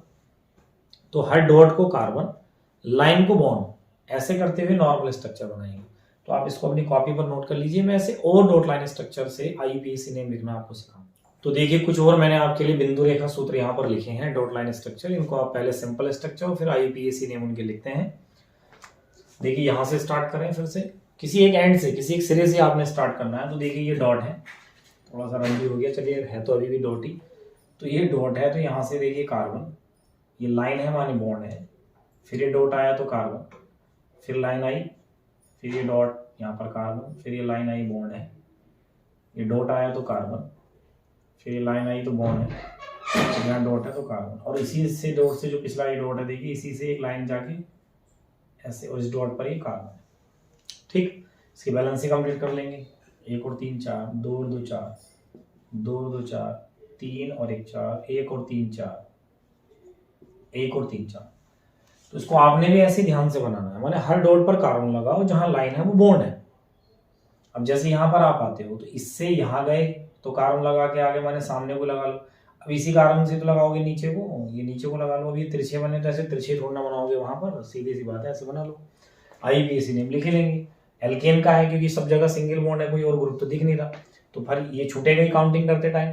तो इस साइड से नजदीक आया, उधर से काउंटिंग करो, तो 1 2 पर इधर से तो नजदीक आया, उधर से दूर पड़ेगा, तो इसलिए काउंटिंग कर दो 1 2 3 4 5। तो 2 पर ये छूटा तो 2 मिथाइल, इसको पहले लिखना पड़ेगा आपको। 5 कार्बन को बोलते हैं आप पेंट। अब जब सब जगह सिंगल बॉन्ड है तो उसका सफिक्स माने लग्न होता है एन, तो पेंटेन, तो 2 मिथाइल पेंटेन है ये, जो आपको ऐसे लग रहा है। अब बात इसकी करते हैं, तो देखिए यहीं से स्टार्ट कर रहे हैं। ये डॉट है तो माने कार्बन, लाइन है तो ये बॉन्ड हो गया, फिर यहाँ है डॉट तो ये कार्बन। अब ये NH2 है तो सामने को तो NH2 लगाएंगे नहीं, फिर नहीं तो कैसे कार्बन जोड़ोगे, तो इसका मतलब ये तो ऊपर नीचे कहीं होगा ना, तो ऊपर लगा दिया NH2 इसी कार्बन पे ऐसे। फिर आप इधर आए माने बॉन्ड है, ये डॉट है तो यहाँ कार्बन लगाया। अब इससे Cl है तो सामने है तो होगा नहीं, ऊपर नीचे कहीं होगा, क्योंकि स्टेट चेन में इस श्रृंखला में तो होते नहीं Cl और NH2, तो चलिए ऊपर ही लगा दिया। अब ये मत देखना है नीचे लगा तो नीचे लगाना है, ऐसा कुछ नहीं है, वो उससे जुड़ा है बस। इससे इधर गए माने बॉन्ड है, और यहाँ डॉट है तो कार्बन। बैलेंस ही कंप्लीट कर लो। CH3 1 2 3 और 1 4, 1 2 3 और 1 4, 1 और 3 4। अब इसको देखिए आप, ग्रुप कौन है? NH2 है। एक्चुअल में ग्रुप NH2 है, फंक्शनल ग्रुप, क्रियात्मक समूह। Cl तो प्रतिस्थाई है, उसका तो पूर्वलंग लग जाएगा प्रीफिक्स, तो आप NH2 के हिसाब से काउंटिंग करेंगे 1 2 1 2 3 पर आ रहा है, तो इधर से जाएंगे 1 2 3 एंड 4। तो पहले क्लोरो को लिख देंगे 3 क्लोरो, ठीक। 4 कार्बन को बोलेंगे ब्यूटेन, ई हटाएंगे, और 2 पर है ये, लिख देंगे इसके पीछे एमाइन, ब्यूटेन टू एमाइन। तो 3 क्लोरो ब्यूटेन है, 2 पर कौन है? एमाइन है। बात करते हैं इस बिंदु रेखा सूत्र की। यहां से देखिए डॉट है तो कार्बन है, लाइन जा रही है तो बॉन्ड है, फिर यहाँ पहुंचे डॉट है तो कार्बन है, लाइन है ये माने बॉन्ड है, फिर ये डॉट है तो कार्बन है, ऐसे यहाँ पहुंचे तो कार्बन है, इस पर OH है, आगे गए तो कार्बन है। बैलेंसी 2 और 2 4, 2 और 2 4, 1 और 3 4, 3 और 1 4। तो देखिए बहुत इजी है ये तो। OH यहाँ पर ग्रुप है, तो OH जिस साइड से नियरेस्ट आ रहा है उधर से काउंटिंग करके नेम लिख देंगे, 1 2 3 4 और 5। तो 5 कार्बन को पेंटेन बोलते हैं आप, पेंटेन, ई हटाएंगे, और 2 पर OH का अनुलग्न माने सफिक्स होता है ऑल, तो पेंटेन टू ऑल। बात करते हैं ऐसे ही एक और स्ट्रक्चर की। तो यहां देखिए डॉट है माने कार्बन है, लाइन है तो बॉन्ड है, फिर डॉट आया कार्बन है, लाइन है तो बॉन्ड है, फिर ये कार्बन लगा लिया हमने, और इसी कार्बन पर NH2 है। चलिए नीचे लगा देता हूं इस बार। यहाँ है तो कार्बन है, ऊपर है तो यहाँ डॉट है तो माने कार्बन लगाना पड़ेगा ऐसे, फिर आपको सामने जाना पड़ेगा ऐसे, ये कार्बन है, फिर ये कार्बन है, और देखिए यहाँ पर डॉट नहीं है, यहाँ इस डॉट है तो OH लिखा है ऑलरेडी, तो इसी कार्बन पर कौन है? बॉन्ड लगा के OH ऐसे, क्योंकि डॉट तक तो कार्बन हो गया, फिर लाइन है तो बॉन्ड हो गया, और बॉन्ड के आगे OH लिखा ही है, तो OH ही लिखना पड़ेगा। अब ये नहीं है कि यहाँ पे कार्बन लिखो और फिर OH लिखो, ज्यादा वैज्ञानिक मत बन जाना, ठीक है ना। तो जहां पर जो लिखा है वो तो फिर वही लिखना पड़ेगा। मैं कह रहा हूं कि हर डॉट पर कार्बन है, लेकिन अगर कुछ नहीं लिखा है वहां तो, और लाइन का मतलब बॉन्ड है, डबल लाइन है तो डबल बॉन्ड है, ट्रिपल लाइन है तो ट्रिपल बॉन्ड है। इसकी बैलेंस ही कंप्लीट कर लेंगे। 1 और 3 4, 2 और 2 4, 3 और 1 4, 3 और 1 4, 1 और 3 4, 2 और 2 4, 2 और 2 4। इसमें ग्रुप पहचान है, OH है, NH2 है, लेकिन बड़ा OH है तो OH की साइड से काउंटिंग करेंगे 1 2 3 4 5 6। ये 3 मिथाइल 4 अमीनो, क्योंकि जिनके अकॉर्डिंग नंबरिंग की, जिसके अकॉर्डिंग नंबरिंग की उसका तो सफिक्स अनुलग्न लगेगा, बाकी सबके प्रीफिक्स पूर्वलग्न लगेंगे। तो 3 मिथाइल 4 अमाइनो, तो 4 अमाइनो पहले क्योंकि अल्फाबेटिक लिखना पड़ेगा ना, 4 अमाइनो 3 मिथाइल, और भाई 6 कार्बन को बोलेंगे आप हेक्सेन, ई हटाकर OH का सफिक्स अनुलग्न लगाएंगे all, hexane 1 all, hexane 1 all. ये तो इस टाइप से मैंने आपको 10 डॉट लाइन स्ट्रक्चर से नॉर्मल स्ट्रक्चर बनाया, फिर IUPAC नेम लिखा। माने आप सीधे डॉट लाइन स्ट्रक्चर से IUPAC नेम नहीं लिख सकते, आपको पहले उस बिंदु रेखा सूत्र को सामान्य संरचना में नॉर्मल स्ट्रक्चर में लिखना पड़ेगा, और फिर नॉर्मल स्ट्रक्चर से IUPAC नेम आपने बहुत लिख ली। तो इस टाइप से इसको भी आप अपने कॉपी पर नोट कर लीजिए। इस लेक्चर का ये दूसरा टॉपिक कंप्लीट हो जाता है, ठीक। इसके बाद महत्वपूर्ण बात, जिसके लिए मेनली मैं लेक्चर अपलोड करूंगा आपके लिए, वो है एरोमेटिक यौगिकों का IUPAC नामकरण। माने एरोमेटिक जो कंपाउंड्स होते हैं उनका IUPAC नोमेनक्लेचर कैसे करते हैं। लेकिन उसको पढ़ने से पहले मैं आपको बताऊं, जब मैंने पहला वीडियो ऑर्गेनिक का आया था, कार्बनिक रसायन का, तो मैंने कहा था कि एरोमेटिक होने के लिए क्या शर्तें होंगी, कोई यौगिक एरोमेटिक क्यों होता है। तो सबसे पहले हम ये पढ़ेंगे कि एरोमेटिक के संबंध में कुछ महत्वपूर्ण पॉइंट, कुछ इंपॉर्टेंट पॉइंट्स जो एरोमेटिक कंपाउंड्स को लेकर है, पहले वो पढ़ेंगे। फिर उसके बाद हम उनका IUPAC नामकरण पढ़ेंगे कि एरोमेटिक यौगिकों के IUPAC नाम कैसे रखे जाते हैं। तो चलिए स्टार्ट करते हैं एरोमेटिक यौगिकों के संबंध में कुछ महत्वपूर्ण तथ्यों को। तो देखिए, मैंने आपके लिए कोई यौगिक एरोमेटिक होगा या नहीं होगा, इसको जानने पहचानने के लिए यहाँ पर थ्योरी के रूप में वो सारे पॉइंट्स लिख दिए हैं। तो इसलिए टॉपिक है हमारा एरोमेटिक यौगिक के संबंध में महत्वपूर्ण तथ्य, means important points of aromatic compound. ठीक, तो देखिए मैं एक एक करके पॉइंट आपको बताता जाता हूँ और फिर हम देखेंगे कि कैसे हम पहचानेंगे कि एरोमेटिक कंपाउंड यौगिक है कि नहीं।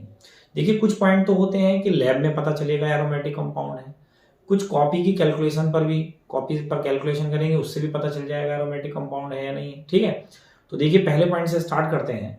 इसमें लिखा है कि जो एरोमेटिक कंपाउंड होंगे उनकी जो स्ट्रक्चर होगी, उनकी जो संरचना होगी वो समतल चक्रीय होगी, माने साइक्लिक स्ट्रक्चर होगी उनकी, साइक्लिक प्लानर,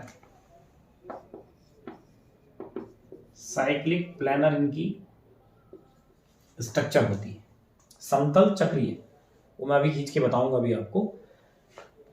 दूसरे पॉइंट में लिखा है ये काली धुएंद्वार ज्वाला के साथ जलते हैं, माने अगर आप कंपाउंड्स को जलाकर देखेंगे तो समझ लीजिए काली धुएंद्वार, बहुत सारा धुआं आएगा काला काला, ऐसा जलेगा वो कंपाउंड, जिसे हम सूटी फ्लेम बोलते हैं। माने ऐसे कंपाउंड जलाने पर सूटी फ्लेम देते हैं। तो आपको सूटी फ्लेम से समझ में आ रहा होगा ना, सुट्टा मारना। तो कई लोग सुट्टा मारते होंगे आप में से, तो वो सुट्टा मारते समय जो वो धुआं निकलता है ना, तो उसको कहते हैं कि भाई पूरा धुआं धुआं, और वो सुट्टा लगा रहे हैं, हम सुट्टा लगाने चल रहे हैं। वो जो सुट्टा वर्ड है वो सूटी फ्लेम शायद वहीं से बना हो, मैं तो ज्यादा इसका मेरे बारे में मुझे पता नहीं है। तो देखिए दूसरी जो आइडेंटिटी है वो आपको समझ आ रही होगी कि ये जो यौगिक है वो काली धुएंद्वार ज्वाला के साथ जलेंगे, माने जब आप इनको जलाएंगे तो काला काला धुआं आएगा, माने सूटी फ्लेम आएगा। तो ये जो है सूटी फ्लेम देंगे। इसके बाद बात करें ये रिएक्शन कैसा देंगे, तो प्रतिस्थापन अभिक्रिया देंगे, सब्स्टिट्यूशन देंगे, लेकिन सब्स्टिट्यूशन न्यूक्लियोफिलिक देंगे।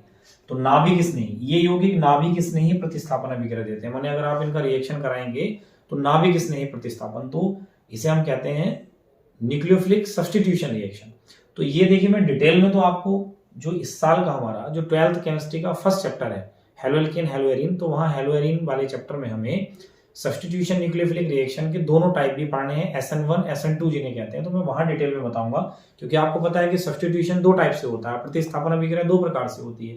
एक होती है नाभिक स्नेही अभिकर्मक के द्वारा, एक होता है इलेक्ट्रॉन स्नेही अभिकर्मक के द्वारा, माने न्यूक्लियोफाइल की वजह से, इलेक्ट्रोफाइल की वजह से। तो ये कैसा प्रतिस्थापन देंगे, नाभिक स्नेही माने न्यूक्लियोफिलिक सब्स्टिट्यूशन देंगे, जिन्हें हम SN रिएक्शन भी कह सकते हैं। ये हो गया, तो ये SN रिएक्शन देते हैं, सब्स्टिट्यूशन न्यूक्लियोफिलिक रिएक्शन देते हैं। इन यौगिकों में प्रत्येक कार्बन परमाणु पर sp2 संकरण होता है। मैं एक एक करके बताऊंगा, जो बातें बताई जा सकती हैं यहाँ बोर्ड पर। बाकी जो लैब वर्क है वो आप लैब में करते भी होंगे, और लैब की जरूरत ही नहीं पड़ेगी जब मैं आपको समझाऊंगा, सीधे आप ऐसे ही समझोगे। प्रत्येक कार्बन परमाणु पर sp2 संकरण, इसे हम sp2 हाइब्रिडाइजेशन बोलते हैं। तो ये भी आपने 11th क्लास में पढ़ा होता है, हाइब्रिडाइजेशन वाला टॉपिक।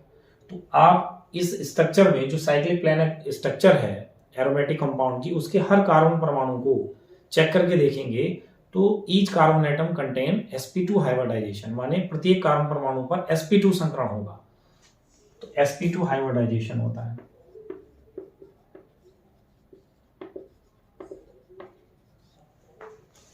ठीक, उसके बाद इंपॉर्टेंट बात है, ये यौगिक हकल नियम का पालन करते हैं, माने ये जो कंपाउंड्स हैं हकल रूल्स को फॉलो करते हैं। वैसे तो मैं बता दूं हकल रूल्स की ही कंडीशन है एक्चुअल में, फोर्थ कंडीशन और फर्स्ट कंडीशन, ये हकल रूल की ही कंडीशन है, दो कंडीशन जो मैंने अलग से लिख दी थी। और जो हकल रूल की मैथमेटिकली कंडीशन है वो ये लिखी है कि क्या है हकल नियम। देखिए आप 4n+2 को पाई इलेक्ट्रॉनों की संख्या के इक्वल लिखेंगे, माने उस स्ट्रक्चर में कितने पाई इलेक्ट्रॉन हैं उसके इक्वल डालेंगे 4n+2 को, और इसे फिर सोल्व करेंगे। तो सोल्व करने के बाद अगर n धनात्मक पूर्णांक आया, पॉजिटिव इंटीजर आया, तो आप कहेंगे कि जो यौगिक है वो एरोमेटिक कंपाउंड है, एरोमेटिक यौगिक है। माने क्या करना है आपने, जिस कंपाउंड्स को, जिस यौगिक को वो चेक करा रहे हैं, तो आप उस पर हकल नियम लगाकर देखेंगे।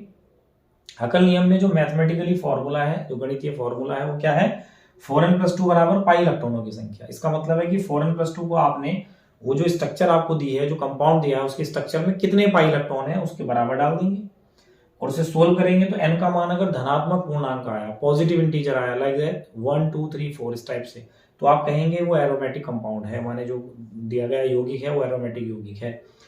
पाई इलेक्ट्रॉन क्या होते हैं, तो आपको पता होगा बहुत अच्छे से कि बॉन्ड, कोवेलेंट बॉन्ड, सहसंयोजक बंध दो प्रकार के होते थे ना, दो टाइप के होते थे covalent bond, sigma bond, pi bond. तो एक पाई बॉन्ड में दो पाई इलेक्ट्रॉन होते हैं। और इसके लिए क्या होता था भाई, सिंगल बॉन्ड में एक सिग्मा, डबल बॉन्ड में एक सिग्मा एक पाई, और ट्रिपल बॉन्ड में एक सिग्मा दो पाई। तो सिग्मा तो सब में एक ही होता है, लेकिन पाई बॉन्ड डबल में एक होता है और ट्रिपल में दो होते हैं। एक डबल बॉन्ड में एक पाई बॉन्ड होता है, और एक पाई बॉन्ड कितने पाई इलेक्ट्रॉनों से बनता है, दो से। तो यहां लिख भी देता हूं, एक पाई बॉन्ड में दो पाई इलेक्ट्रॉन। तो क्या लिखा है, एक पाई बॉन्ड में दो पाई, ये जो लिखा ई माइनस करके लिखा इलेक्ट्रॉन है, माने एक पाई बॉन्ड में दो पाई इलेक्ट्रॉन होते हैं। तो अभी हम इन सारी कंडीशन को चेक करके देखते हैं, जो कंपाउंड्स हमें दिए हैं उन कंपाउंड्स पर इन कंडीशन को लगाकर देखते हैं। पहले आप इनको अपनी कॉपी पर नोट कर लीजिए, उसके बाद एग्जाम्पल के माध्यम से मैं आपको एरोमेटिक यौगिक कैसे पहचानते हैं वो बताता हूं। बात करते हैं, पहला ही एग्जाम्पल मैंने कहा था कि जिसमें बेंजीन रिंग होता है वो एरोमेटिक होता है। तो पहले हम बेंजीन को ही चेक कर लें कि बेंजीन एरोमेटिक है क्या। देखिए बेंजीन का स्ट्रक्चर ये होता है, हर पोजीशन पर इसकी हाइड्रोजन होता ही आपको पता है, ठीक। ये बेंजीन है, क्योंकि ऐसा कह देते हैं कि बेंजीन है तो बेंजीन जिसमें भी होगा फिर तो एरोमेटिक हो। तो पहले बेंजीन को ही हम चेक कर रहे हैं। तो देखिए पहली कंडीशन क्या की थी मैंने, कि संरचना समतल चक्रीय होनी चाहिए। तो ये समतल एक प्लेन पर बनी स्ट्रक्चर होती है। चक्रीय इसलिए क्योंकि डबल बॉन्ड इसके चक्रों में होते हैं, इसलिए रिंग भी लगी होती है, वो आपको बताया था मैंने। दूसरा था कि ये काली धुआंधार ज्वाला देंगे अगर इनको जलाएं, सूटी फ्लेम देंगे। लेकिन अब इसको जलाने से यहाँ तो पता चलने वाला नहीं, क्योंकि मेरे पास बेंजीन लिक्विड फॉर्म में होता है, मेरे पास तो है नहीं यहाँ पर। तो ये आप लैब में करके देखेंगे, जब ये जलेगा ना तो सूटी फ्लेम आएगा, धुआंधार ज्वाला आपको मिलेगी। तो फिलहाल और कंडीशन पर चलते हैं। लिखा है उसमें जैसे ये सब्स्टिट्यूशन न्यूक्लियोफिलिक रिएक्शन देते हैं। तो मैं अभी नहीं करके बता रहा हूँ, क्योंकि जब हम हेलोरीन वाला चैप्टर पढ़ने वाले हैं तब वहां मैं आपको क्रिया विधि माने मैकेनिज्म भी बताऊंगा। तो आप देखेंगे वहां न्यूक्लियोफिलिक सब्स्टिट्यूशन रिएक्शन ही ये देगा, एरोमेटिक कंपाउंड देंगे। वो मैंने लिखा भी था कि एसएन रिएक्शन वहां हमारे सिलेबस में, तो उसको पढ़ना है। इसके बाद जो कंडीशन है वो है कि इसके सारे कार्बन को आप चेक करें तो sp2 हाइब्रिडाइजेशन आना चाहिए। तो देखिए पहले तो आपको ऐसे तो पता ही होगा कैसे संकरण पता लगाया जाता है, कि प्रत्येक कार्बन पर संकरण अगर निकालना है तो कैसे निकालेंगे। नहीं पता है तो मैं थोड़ा सा आपको रिवाइज कराता हूं। देखिए अगर सिग्मा बॉन्ड आपको पता है कितने हैं, इस टाइप से आप टेबल समझ लीजिए। संकरण लिखा है मैंने, हाइब्रिडाइजेशन क्या होगा, ये सिग्मा बॉन्ड है। अगर सिग्मा बॉन्ड 2 है तो हाइब्रिडाइजेशन होता है sp। अगर सिग्मा बॉन्ड 3 है तो होता है sp2। अगर 4 सिग्मा बॉन्ड हो तो होता है sp3। अगर 5 सिग्मा बॉन्ड हो तो होता है sp3d, और 6 सिग्मा हो तो होता है sp3d2। अब ये मत क्या देना sp4 क्यों नहीं होता, अबे p कोष में 3 ही तो परमाणु कक्षक होते हैं। तो ये sp sp2 जो बोला जाता है, इसका मतलब है कि s का एक ऑर्बिटल, p का एक ऑर्बिटल। sp2 का मतलब एक s का ऑर्बिटल, 2 p के ऑर्बिटल। ये सब मैंने 11th क्लास में पढ़ाया हुआ, वहां से आप प्लेलिस्ट से देख सकते हैं। sp3 माने एक s ऑर्बिटल, 3 p ऑर्बिटल। तो चलिए खैर, सिग्मा बॉन्ड आपको पता होने चाहिए कितने हैं। अगर सिग्मा बॉन्ड जिस पर आप संकरण पता कर रहे हैं, जिस पर हाइब्रिडाइजेशन पता कर रहे हैं, अगर उस पर सिग्मा बॉन्ड 2 है तो sp होगा, 3 है तो sp2 होगा, 4 है तो sp3 होगा। अब सिग्मा बॉन्ड कैसे पता करते हैं, ये लिखा है सिंगल बॉन्ड में एक सिग्मा होता है, डबल में एक सिग्मा एक पाई होता है, और ट्रिपल में एक सिग्मा 2 पाई होते हैं। तो सिग्मा तो सब में एक होते हैं। तो चलिए हम इसको चेक करते हैं। तो यहाँ जो कार्बन है, अभी मैं डॉट लाइन स्ट्रक्चर पढ़ा रहा था, तो ये डॉट है, माने यहाँ कार्बन है। अगर कुछ नहीं लिखा है तो इस कार्बन पर चेक करते हैं कितने सिग्मा। तो देखिए इससे सिंगल बॉन्ड कितने जा रहे हैं, इधर जा रहा है तो एक सिग्मा इसमें हो गया, एक सिंगल इधर जा रहा है तो एक सिग्मा ये हो गया, और इधर को डबल जा रहा है तो डबल में भी सिग्मा तो एक ही होता है। तो इस कार्बन से कितने सिग्मा जा रहे हैं, 3, 1, 2 और एक इधर 3। तो 3 सिग्मा हो तो कौन सा होता है, sp2। तो है देखिए इस पर sp2। इस पर देखोगे तो देखो ये डबल बॉन्ड जा रहा है, एक सिग्मा इधर हो गया, एक सिग्मा इधर हो गया, एक सिग्मा हो गया, 3 सिग्मा, तो ये भी sp2। इस पर भी sp2 ही आएगा, इस पर, क्योंकि सारी कंडीशन एक जैसी है। तो सारे के सारे कार्बन अगर आप बेंजीन के चेक करेंगे तो sp2 ही संकरण आ रहा है। तो पहली वाली शर्त फॉलो हो रही है, समतल चक्रीय संरचना है, साइक्लिक प्लानर स्ट्रक्चर है इसकी। इसका जो हर एक कार्बन है उस पर sp2 संकरण है, माने बेंजीन का जो एक एक कार्बन है उस पर sp2 हाइब्रिडाइजेशन है। कैसे करना है वो मैंने आपको बताया हुआ है, ठीक।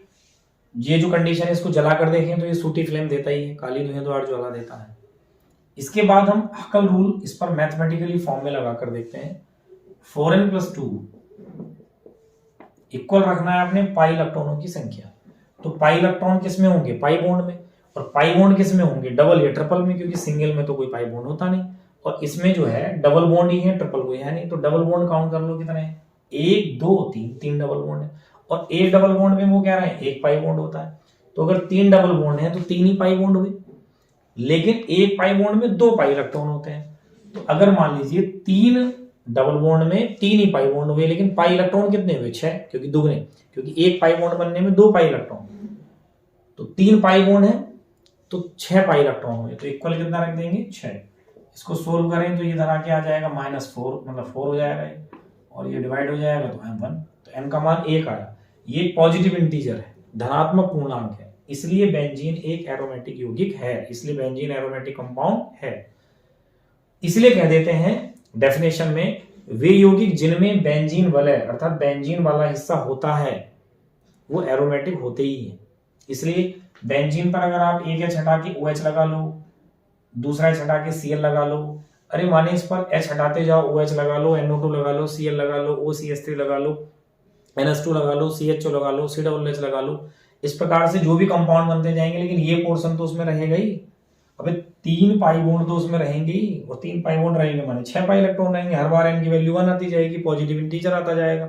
तो इसलिए वो सारे कंपाउंड जो बेंजीन के डेरिवेटिव है, जो बेंजीन से व्युत्पन्न हुए हैं, बेंजीन से बनते हैं, वो सारे के सारे यौगिक एरोमेटिक होते हैं। ठीक है, ऐसे ही किसी कंपाउंड को चेक करें। अब इसको तो ये समझ आ गया होगा, या चलिए इसको भी नोट कर लो, आप जैसे भी करोगे। एक दूसरा कंपाउंड मैं चेक करके बताता हूं आपको। मान लीजिए ये है, ठीक, इसको नेफ्थलीन बोला जाता है, ये नेफ्थलीन है। तो नेफ्थलीन को अगर आप चेक करेंगे तो इसमें देखिए साइक्लिक प्लानर स्ट्रक्चर इसकी भी है। सारे कार्बन को चेक करें तो sp2 हाइब्रिडाइजेशन है। देखिए कैसे, यहाँ पर s तो लगे ही है ना, ये लगे हुए हैं।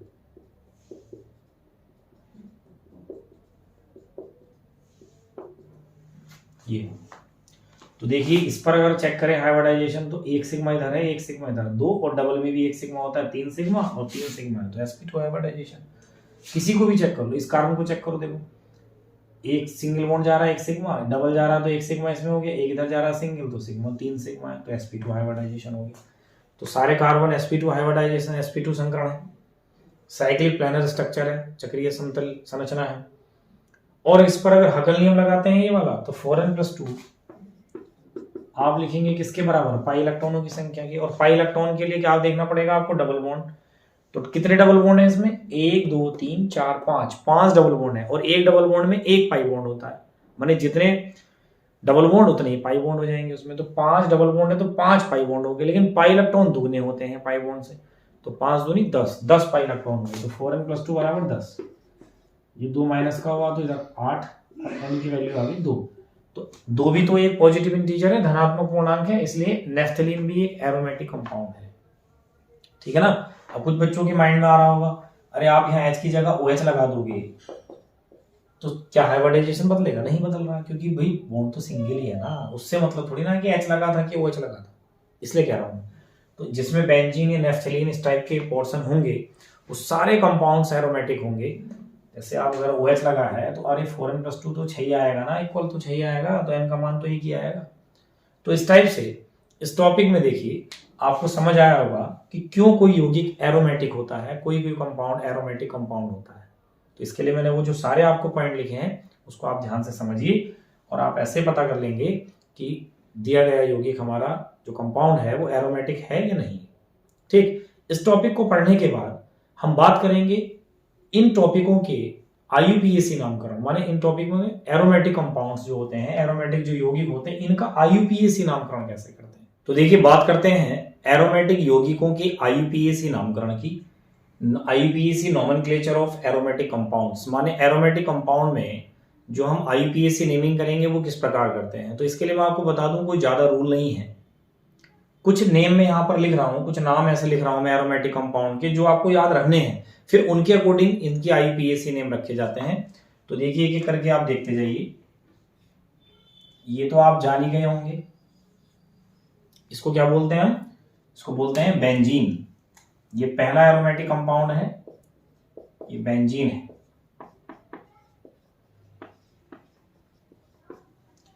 इसके बाद सपोज कीजिए बेंजीन पर आपने रिंग पर, क्योंकि देखो एक बात मैं आपको क्लियर करता चलूं कि बेंजीन को हमने इससे पहले अभी पढ़ लिया कि ये क्यों एरोमेटिक है। हकल रूल भी लग रहा था, नाभिक इसने प्रतिस्थापन देता है, ये इसके सारे कार्बन sp2 संकरण रखते हैं, sp2 हाइब्रिडाइजेशन होता है, नाभिक इसने प्रतिस्थापन माने न्यूक्लियोफिलिक सब्स्टिट्यूशन रिएक्शन देते हैं, धुएं द्वार ज्वाला के साथ जलता है। तो ऐसे करके हमने बेंजीन को ये सिद्ध कर लिया था कि ये एरोमेटिक कंपाउंड है, एरोमेटिक यौगिक है। तो फिर ये इतना पोर्शन जिस भी कंपाउंड में होगा, जिस भी यौगिक में होगा, वो एरोमेटिक होगा। तो इसकी सारी जितने भी ये डॉट हैं ये सब कार्बन है, तो 6 तो कार्बन है इसमें, और उन पर लगे हैं 6 हाइड्रोजन, माने एक हाइड्रोजन लगा है। तो अगर आप इसके एक हाइड्रोजन को रिप्लेस करके अगर यहाँ F लगा लें तो तब इसको बोलते हैं फ्लोरोबेंजीन।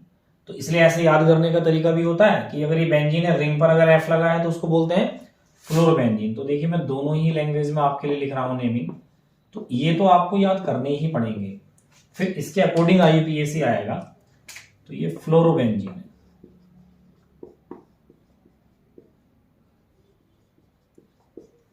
ठीक, अगर मान लीजिए बेंजीन पर आपने F ना लगाकर ये Cl लगाया, देखिए इसके जो ये बॉन्ड होते हैं बिल्कुल आप इक्वल हैं, सिमेट्रिक स्ट्रक्चर है, ये सममित संरचना है, तो बहुत अच्छे से बनाना है आपने। ठीक है, इसको बोलेंगे आप, रिंग पर अगर Cl लगाया तो क्लोरोबेंजीन।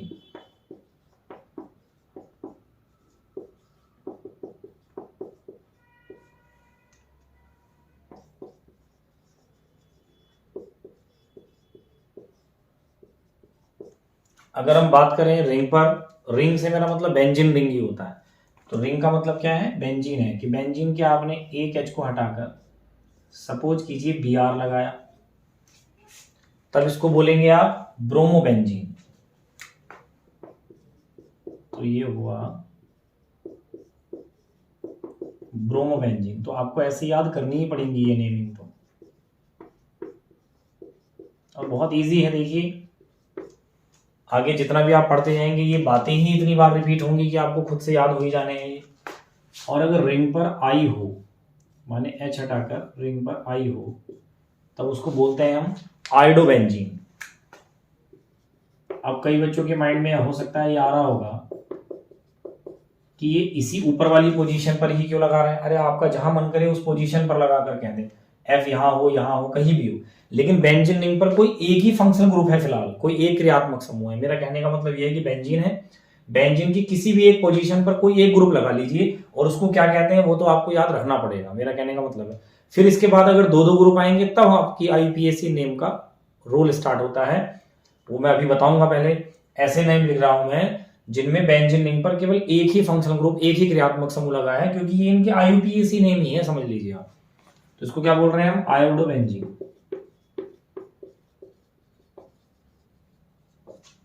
ठीक, इसके बाद बात करें अगर हम,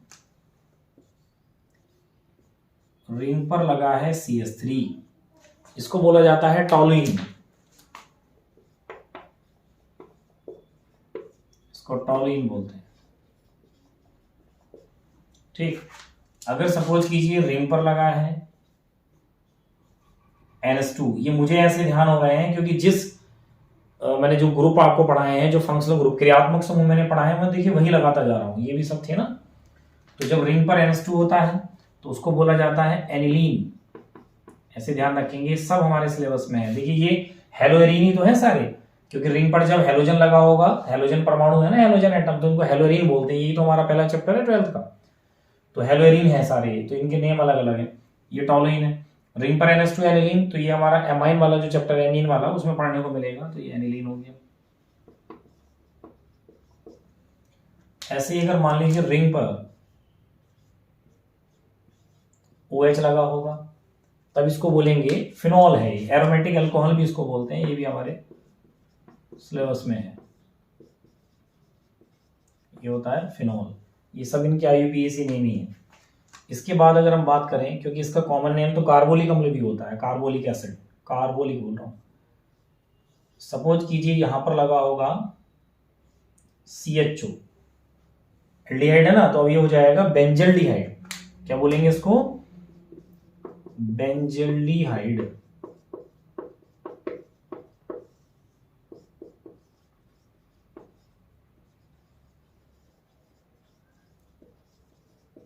ये ऐसे ही अगर मान लीजिए रिंग पर लगा होगा, चाहे तो चलिए इसी पोजीशन पर लगा रहा हूं तो सबको इसी पे लगा देता हूं, कोई बात नहीं। ऐसे COCH3 मिलाकर भी लिख सकते हैं, ऐसे भी स्ट्रक्चर में। देखिए कीटोन है क्योंकि इधर कार्बन है उधर कार्बन है, तो इसका नेम होता है एसिटाफिनोन। क्या बोलते हैं इसको? एसिटाफिनोन। ये भी आपको बहुत सुनने को मिलेगा, और ये समझ लीजिए आपने याद करने ही करने हैं ये नेम, एसिटाफिनोन। अगर ऐसे ही इसी का COC6H5, देखिए ये भी रिंग है, ये भी तो CCH5 भी होता है, क्योंकि जब बेंजीन का एक H कम हो जाएगा तो बेंजीन का फॉर्मूला CCH6 होता है।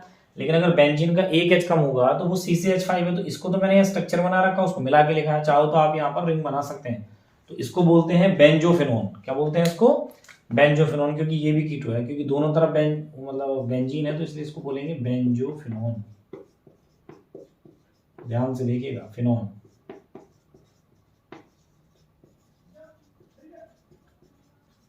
बेंजोफिनोन। ठीक, तो इस प्रकार से अभी मैं और भी ऐसे आपके लिए एरोमेटिक कंपाउंड, एरोमेटिक यौगिक लिखूंगा जिनमें रिंग पर केवल एक ही क्रियात्मक समूह, एक ही फंक्शनल ग्रुप होगा, तो उनको क्या कहते हैं ये आपको याद करना पड़ेगा। इसके बाद इसकी IUPAC स्टार्ट होगी। तो देखिए इसे बेंजीन, ये फ्लोरोबेंजीन है, क्लोरोबेंजीन है, ब्रोमोबेंजीन है, या आयोडोबेंजीन है। तो कैसे याद करें कि रिंग पर F है तो फ्लोरोबेंजीन, रिंग पर Br है तो ब्रोमोबेंजीन, रिंग पर Cl है तो क्लोरोबेंजीन, रिंग पर I है तो आयोडोबेंजीन, रिंग पर CH3 है तो टॉलुइन, रिंग पर NH2 है तो एनिलीन, रिंग पर अगर OH है तो फिनॉल, रिंग पर CHO है तो बेंजल्डिहाइड, रिंग पर COCH3 है तो एसिटाफिनॉल, रिंग पर COCH5 है तो बेंजोफिनॉल। तो पहले आप इतना नोट कर लीजिए। इसके बाद कुछ ऐसे ही और कंपाउंड्स के हम स्ट्रक्चर और नेम लिखते हैं। तो देखिए अगर बेंजीन पर लगा होगा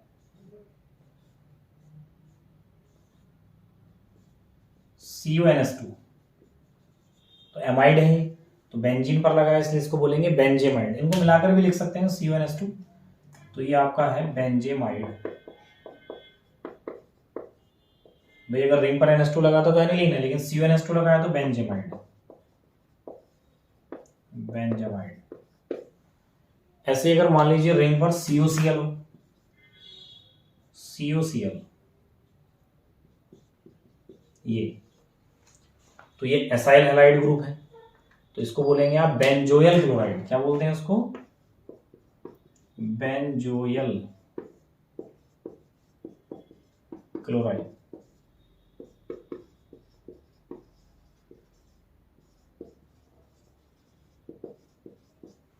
देखिए मुझे ऐसे पता चल रहा है क्योंकि जो IUPAC में ग्रुप है वही लगाते जा रहे हैं हम बेंजीन का एक H हटाकर। ऐसे अगर सपोज कीजिए आपने बेंजीन के एक H को हटाया COOH से, तो ये कौन ग्रुप है? कार्बोक्सिलिक है, तो इसको बोलते हैं बेंजोइक अम्ल। इसको बोलते हैं आप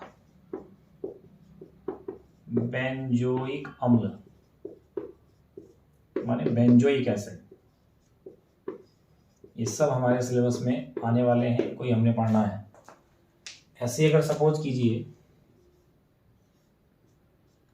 रिंग पर अगर लगा हो CN, C triple bond cyanide, जिसका सफिक्स नाइट्राइल होता था, अनलग नाइट्राइल होता था, तो CN मिलाकर लिख लें या ट्रिपल बॉन्ड लगाकर दिखा दें, तो इसको बोलते हैं आप साइनोबेंजीन।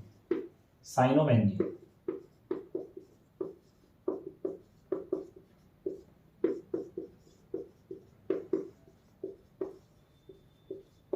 इसको आप फिनाइल नाइट्राइल भी बोल देंगे, ठीक, क्योंकि फिनाइल है और CN का सफिक्स है, तो इसको आप फिनाइल नाइट्राइल भी बोलते हैं, ठीक है ना। ऐसे ही रिंग पर अगर सपोज कीजिए NO2 लिखा है, तो NO2 को नाइट्रो बोलते हैं, ये बेंजीन है ही, तो इसका नेम होता है नाइट्रोबेंजीन।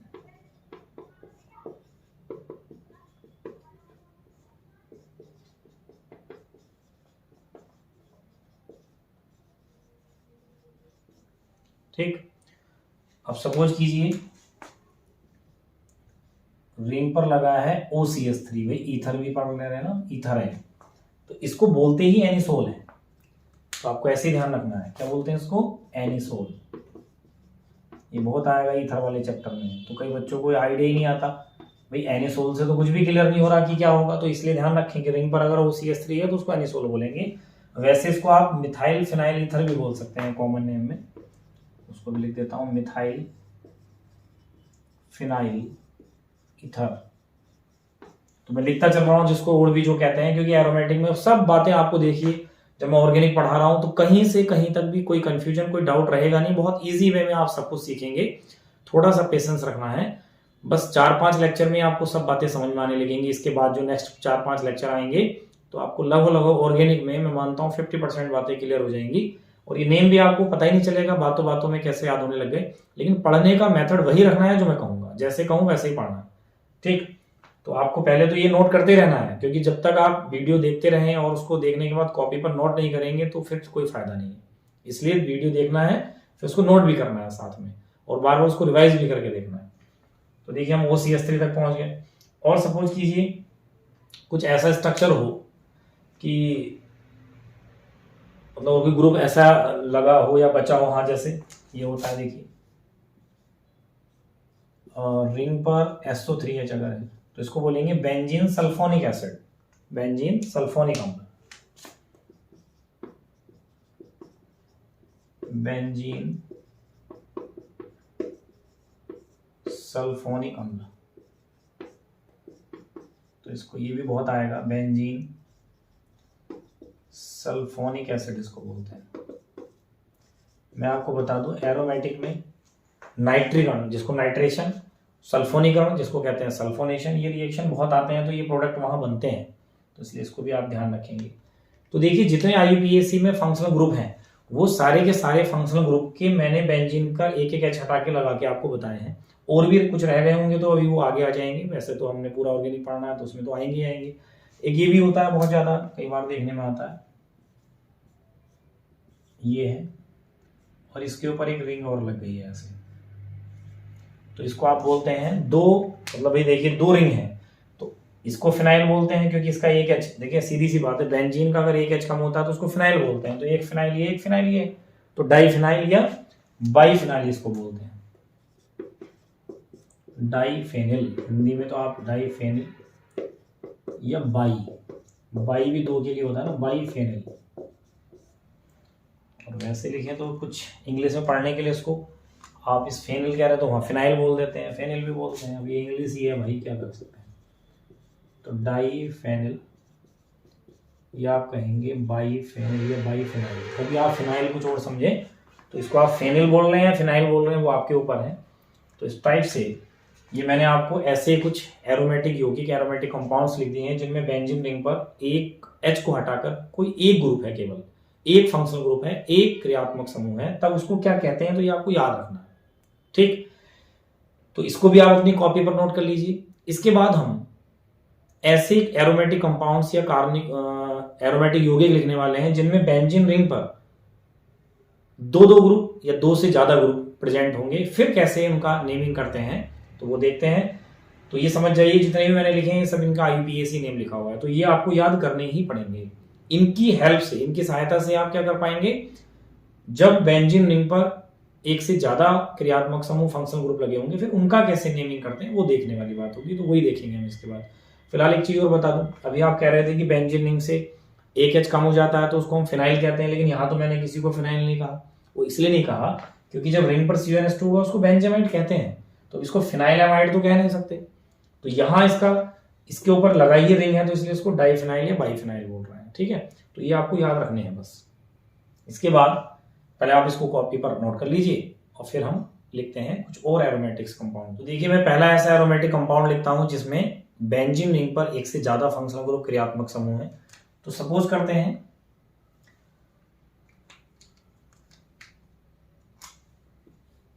ये है CH3 लगा है और साथ में यहां पर Cl लगा है।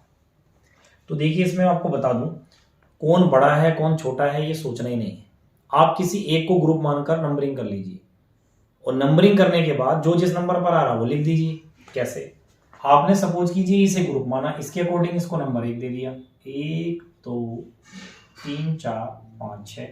तो नंबर तो हमेशा 6 आने वाले हैं क्योंकि बेंजीन में 6 कार्बन होते हैं। तो यहाँ काउंटिंग बस इसलिए की जा रही है क्योंकि जिस नंबर पर जो लगा है वो लिखने के लिए, बाकी कोई पेरेंट पेरेंट एल्केन डिसाइड इसमें नहीं होता। इसमें क्या है, आप देखिए, आपने इसको माना क्रियात्मक समूह, फंक्शनल ग्रुप मेन माना कि इसके अकॉर्डिंग आपने नंबरिंग कर ली। तो आप इसको तो रहने दीजिए, ये देखिए कि और कौन ग्रुप लगा है इसके अलावा, तो Cl लगा है। तो Cl को क्या कहते थे हम? क्लोरो। प्रीफिक्स माने पूर्व लग्न क्या होता था? क्लोरो। तो 3 पर लगा तो लिखेंगे 3 क्लोरो। और अगर ये नहीं होता, केवल रिंग पर CH3 होता, तो उसको क्या बोलते? टोलुइन। तो 3 क्लोरो टोलुइन है। ठीक। फिर एक बात बता दे रहा हूं, अगर बेंजीन रिंग पर एक से ज्यादा फंक्शनल ग्रुप लगे हों, एक से ज्यादा क्रियात्मक समूह लगे हों, तो आप किसी को भी बड़ा मानकर काउंटिंग कर लीजिए। नंबर 6 आएंगे तो उसके पीछे कुछ लगाना वगाना नहीं है, बस आप ये सोचिए कि काउंटिंग की आपने, तो जिसको आपने ग्रुप माना, माने जिसको नंबर 1 दिया है उसको रहने दीजिए, उसके अलावा जितने भी जिस नंबर पर जो लगे हैं उनको लिख दीजिए, प्रीफिक्स लिख दीजिए। अगर वो 1 से ज्यादा हो रहे हैं तो उन्हें अल्फाबेटिक लिखिए, वो मैं भी बताऊंगा भी आपको।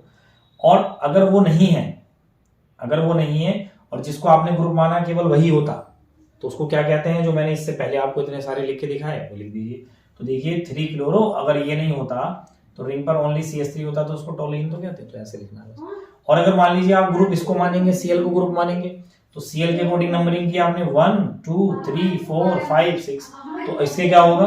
तो 3 पे क्या हो जाएगा? इसे क्या बोल देंगे? मिथाइल। तो 1 2 3, तो इसे क्या बोलेंगे? 3 मिथाइल। और अगर ये नहीं होता तो इसको क्या बोलते हैं? रिंग पर क्या केवल Cl होता तो क्या बोलते हैं उसे? क्लोरोबेंजीन। तो 1 2 3, तो इधर से काउंटिंग कर लेते तो 3 पर बोल देते मिथाइल, और अगर ये नहीं होता तो रिंग पर Cl क्लोरोबेंजीन। तो इसलिए इसका नेम क्या और हो सकता है? अगर उधर से काउंटिंग करें तो 3 मिथाइल क्लोरोबेंजीन। तो इस टाइप से हो जाएगा। ऐसे ही बात करते हैं एक दूसरे और एरोमेटिक कंपाउंड के, अभी बहुत सारे ऐसे एग्जांपल लिख कर देखते हैं, या मैं इसी में देखिए चेंज कर देता हूं, इसी को लिख के बताता हूं। सपोज कीजिए ये CH3 और Cl था, तो किसी ने ग्रुप इसको मानकर काउंटिंग कर दी, तो इसके अकॉर्डिंग काउंटिंग की तो 1 2 3 4 5 और 6। तो ये 3 पर, अब आपने इसको ग्रुप माना है, इसके अकॉर्डिंग नंबरिंग की है, तो इससे पहले जो और जिस नंबर पे है उनको लिखना पड़ेगा। तो 3 पर कौन है? CH3 माने मिथाइल, तो 3 मिथाइल। और अगर मान लीजिए ये CH3 नहीं होता, रिंग पर केवल Cl होता, तो क्या बोलते? क्लोरोबेंजीन। तो 3 मिथाइल क्लोरोबेंजीन, इस टाइप से। तो इसी के देखिए 2 नाम ऐसे हो जाएंगे, तो कोई कंफ्यूजन नहीं आएगा आपको। बस ये समझ लीजिए जिसे ग्रुप मानना है उसके अकॉर्डिंग अगर आपने नंबरिंग की है तो उसी को लास्ट में लिखना। और क्या लिखना है कि अगर रिंग पर वही होता तो क्या कहते, बाकी जो जिस नंबर पे है उसको लिख दो। ऐसे ही कुछ और नेम लिखते हैं। देखिए आपने लिखा है यहाँ OH और यहाँ पर लिखा है NO2। तो अब आपने इसको ग्रुप माना, तो इसको ग्रुप मान के आपने काउंटिंग की तो 1 2 3 4 5 6। तो आपने उसको ग्रुप माना है तो उसको रहने दीजिए, अभी पहले इसको लिखिए 4 नाइट्रो। और समझ लीजिए अगर ये NO2 नहीं होता, केवल रिंग पर OH होता, तो क्या बोलते? फिनॉल। तो 4 नाइट्रो फिनॉल हो गया। ये इसको और क्या लिख सकते थे? अगर आप इसको ग्रुप मानते तो 1 2 3 4, तो 4 हाइड्रोक्सी कहते हैं इसे। और OH ना होता, रिंग पर NO2 होता, तो क्या कहते थे? नाइट्रोबेंजीन। तो 4 हाइड्रोक्सी नाइट्रोबेंजीन इसका नेम होगा। लेकिन मैं मोस्टली ये कोशिश करता हूँ कि जो IUPAC के अकॉर्डिंग प्रेफरेंस टेबल में वरीयता सारणी में बड़े ग्रुप है, मैं बड़े ग्रुप के अकॉर्डिंग ही उसको क्रियात्मक समूह मान लेता हूँ, उसके अकॉर्डिंग नंबरिंग कर लेता हूँ। और जो उसके अलावा जो भी चीजें उसमें होती है, नंबर के साथ उनके पूर्व लंग लगा के, प्रीफिक्स लगा के, और फिर जिसको हमने काउंटिंग की थी अगर वही होता तो वो लिख देते हैं। जैसे देखिए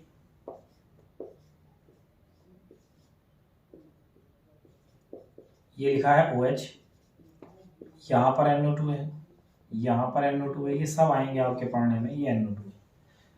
तो वैसे तो ये ट्राइनाइट्रोफिनॉल है क्योंकि 3 नाइट्रो है, OH फिनॉल है। इसको पिक्रिक एसिड भी बोलते हैं, ठीक। तो TNP भी इसको शॉर्ट में बोलते हैं। खैर हम IUPAC की बात कर रहे हैं, तो देखिए हम OH को ही मानेंगे ग्रुप, क्योंकि इनको कहाँ मानेंगे? तो 3 हो गए, तो जो सिंगल नंबर में उसी को मानेंगे आप। तो इसके अकॉर्डिंग काउंटिंग कर दीजिए 1 2 3 4 5 6। तो आप समझिए एरोमेटिक कंपाउंड में काउंटिंग करने का बस यही फायदा है कि जिस नंबर पर जो लगा है वो लिखने के लिए, बाकी इसमें कोई हेक्सेन वेक्सेन तो लिखना नहीं है। तो देखिए 2 पर नाइट्रो है, 4 पर नाइट्रो है, 6 पर नाइट्रो है। तो 2 पर है, 4 पर है, 6 है, कितने हैं? ट्राई। क्योंकि जब एक से ज्यादा होते हैं कोई ग्रुप तो उनके आपको नंबर्स भी बताने होते हैं कि कितने हैं वो। तो ट्राई है और कौन है? नाइट्रो है। और अगर ये तीनों नहीं होते, रिंग पर केवल OH होता, तो क्या बोलते हैं हम इसे? फिनॉल। तो इसका क्या हो जाएगा ये? 2,4,6 ट्राइनाइट्रो फिनॉल। ऐसे ही अगर हम किसी और एग्जाम्पल की बात करें, जैसे CH3 है, क्योंकि ये कंपाउंड होती है, यहाँ NO2 है, यहाँ NO2 है और यहाँ पर NO2 है, तो इसको O2N मत पढ़ा करो, ये NO2 है। क्यों लिखा जाए ऐसे? क्योंकि N से ही तो बॉन्ड बना है ना। तो मैं कल भी मतलब आपको ये पहले के लेक्चर्स में भी बता चुका हूँ कि जो जिसके बीच में बॉन्ड होता है वहीं शो किया जाता है, वहीं दर्शाया जाता है।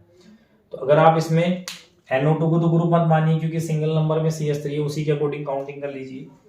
तो इसके काउंटिंग करें तो 1 2 3 4 5 और 6। तो यहाँ पर आपको कोई ऐसे रूल ज्यादा नहीं है, वो जो मैंने बताया सिंपल सी बातें हैं। देखिए, तो 2 पर है, 4 पर है और 6 पर है, तो क्या बोलेंगे इसे? 2 4 6 ट्राई नाइट्रो। और अगर ये तीनों नाइट्रो नहीं होते, रिंग पर ओनली CH3 होता, तो इसको क्या बोलते हैं? इसको बोलते हैं हम टोलुइन। तो टोलुइन लिख देंगे। ऐसे ही सपोज कीजिए रिंग पर COOH है और यहाँ NH2, यहाँ Cl, ऐसे माना। ये कंपाउंड होता नहीं होता, इसके लिए कोई वो नहीं है कि कभी आप किसी से बहसबाजी करें या कुछ ऐसा कुछ मन में रखें। तो ये कुछ मान लिया, हम तो IUPAC सीखने के लिए एक एग्जाम्पल के तौर पर मान रहे हैं। तो आप देखिए COOH ही बड़ा होता है, वैसे यहाँ कोई ऐसा लॉजिक है नहीं, लेकिन चलिए COOH के अकॉर्डिंग अगर हम काउंटिंग करें तो 1 2 3 4 5 और 6, नंबर तो 6 ही आएंगे। तो आप देखिए 5 पर तो क्या है? क्लोरो है भाई, और 2 पर कौन है? NH2। तो इसका क्या प्रीफिक्स पूर्व लग्न होता था? Amino, amino.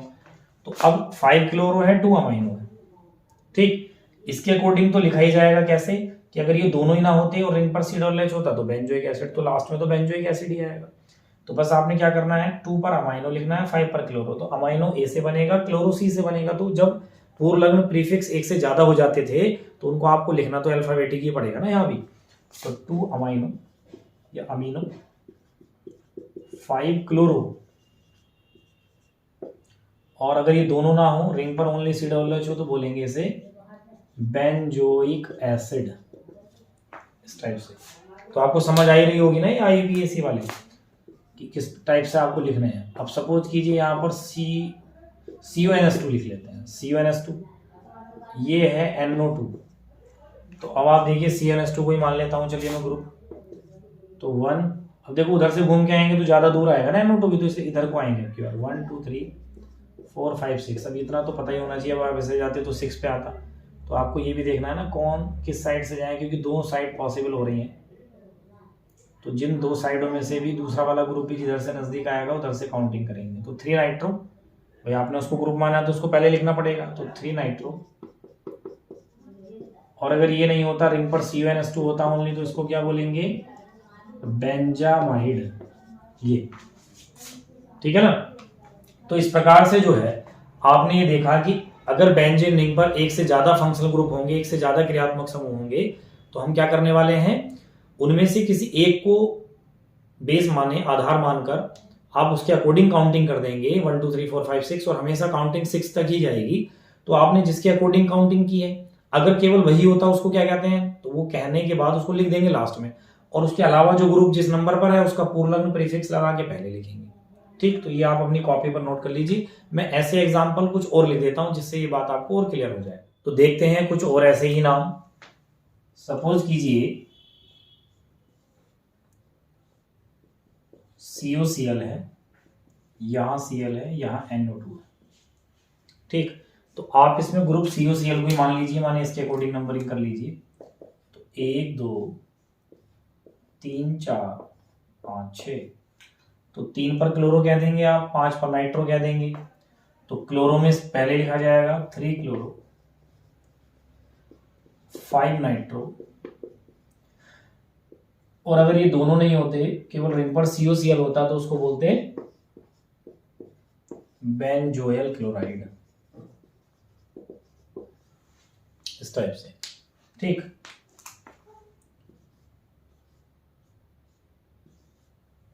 देखिए कि रह गया था, इसको मैं लिख देता हूं जरा। CS डबल बॉन्ड CH2 अगर होता है तो इसको आप स्टायरीन बोलते हैं। ये वहां पर जब केवल एक ही ग्रुप लगा हो उसमें रह गया था, तो उसको आप बोलते हैं स्टायरीन। ये भी आपका एक्सरसाइज में आएगा। ठीक, ऐसे ही अगर मान लीजिए इसी स्टायरीन पर ही, इसी के लिए चलिए लिख देता हूं, सपोज कीजिए CS डबल बॉन्ड CS2 है, यहाँ NO2 है, तो भाई आप इसको ग्रुप मत मानना, नहीं तो फिर उसको क्या लिखते फिरोगे, इसलिए इसी को ग्रुप मानो। तो 1 2 3 4 5 6, तो 4 पर नाइट्रो है, 4 नाइट्रो। अगर NO2 नहीं होता रिंग पर CS डबल बॉन्ड CS2 है, तो उसको क्या बोल रहे हैं आप, स्टायरीन बोल रहे हैं। ये तो इस टाइप से हैं, और भी लिख सकते हैं आप भाई COCH3 है, यहाँ पर Cl या Br लगे हैं, तो आप देखिए इसी को ग्रुप मानिए, तो यहाँ से काउंटिंग कीजिए 1 2 3 जाएंगे तो वहाँ 3 पर आ रहे हैं, यहाँ कोई 2 पे मिल रहा है तो इधर को चले जाओ, 3 4 5 6, तो 2 पर ब्रोमो है, 5 पर क्लोरो है, तो पहले ब्रोमो आएगा, 2 ब्रोमो 5 क्लोरो, और ये दोनों नहीं होते, केवल रिंग पर COCH3 होता, तो उसको बोलते हैं हम एसीटाफिनोन। ठीक, तो इस टाइप से आपको एरोमेटिक कंपाउंड्स के IUPAC नेम समझ आ रहे होंगे। आप ये समझिए, चलिए 1 2 नेम और लिख देता हूं मैं। भाई रिंग पर लगा है NH2 और इसके अकॉर्डिंग लगा है, यहाँ पर लिख लेते हैं आप NO2 लिख देता हूं, चलिए। तो आप इसी को ग्रुप मान लीजिए 1 2 3 4 5 6, तो 3 को नाइट्रो क्या देंगे, 3 नाइट्रो, और ये ना हो रिंग पर NH2 ओनली, तो उसको क्या बोलेंगे, एनिलीन। ठीक, एक और ऐसे ही लिख लेते हैं। यहाँ सपोज कीजिए OCH3 लगा है और यहाँ पर I लगा है। देखिए रिंग जरूर लगाना, रिंग नहीं छोड़नी है, क्योंकि तभी तो वो एरोमेटिक होगा, क्योंकि इस रिंग का मतलब डबल बॉन्ड है, डबल बॉन्ड चक्रीय क्रम में। तो आप इसी को ग्रुप मान लीजिए 1 2 3 4 5 6, तो 4 आइडो। और अगर ये नहीं होता, रिंग पर OCH3 होता है, तो उसको क्या बोलते हैं, एनिसोल। जो मैंने अभी आपको बताया था कि रिंग पर अगर OCH3 होगा तो उसको क्या बोलेंगे, एनिसोल बोलेंगे। तो इस टाइप से देखिए एरोमेटिक यौगिकों का IUPAC नामकरण कंप्लीट हो जाता है। मुझे पूरा विश्वास है आपको समझ आ गया होगा। अगर इसके बाद भी समझ नहीं आ रहा है तो आप अपने डाउट क्वेरी मुझे कमेंट के माध्यम से डिस्कस कर सकते हैं।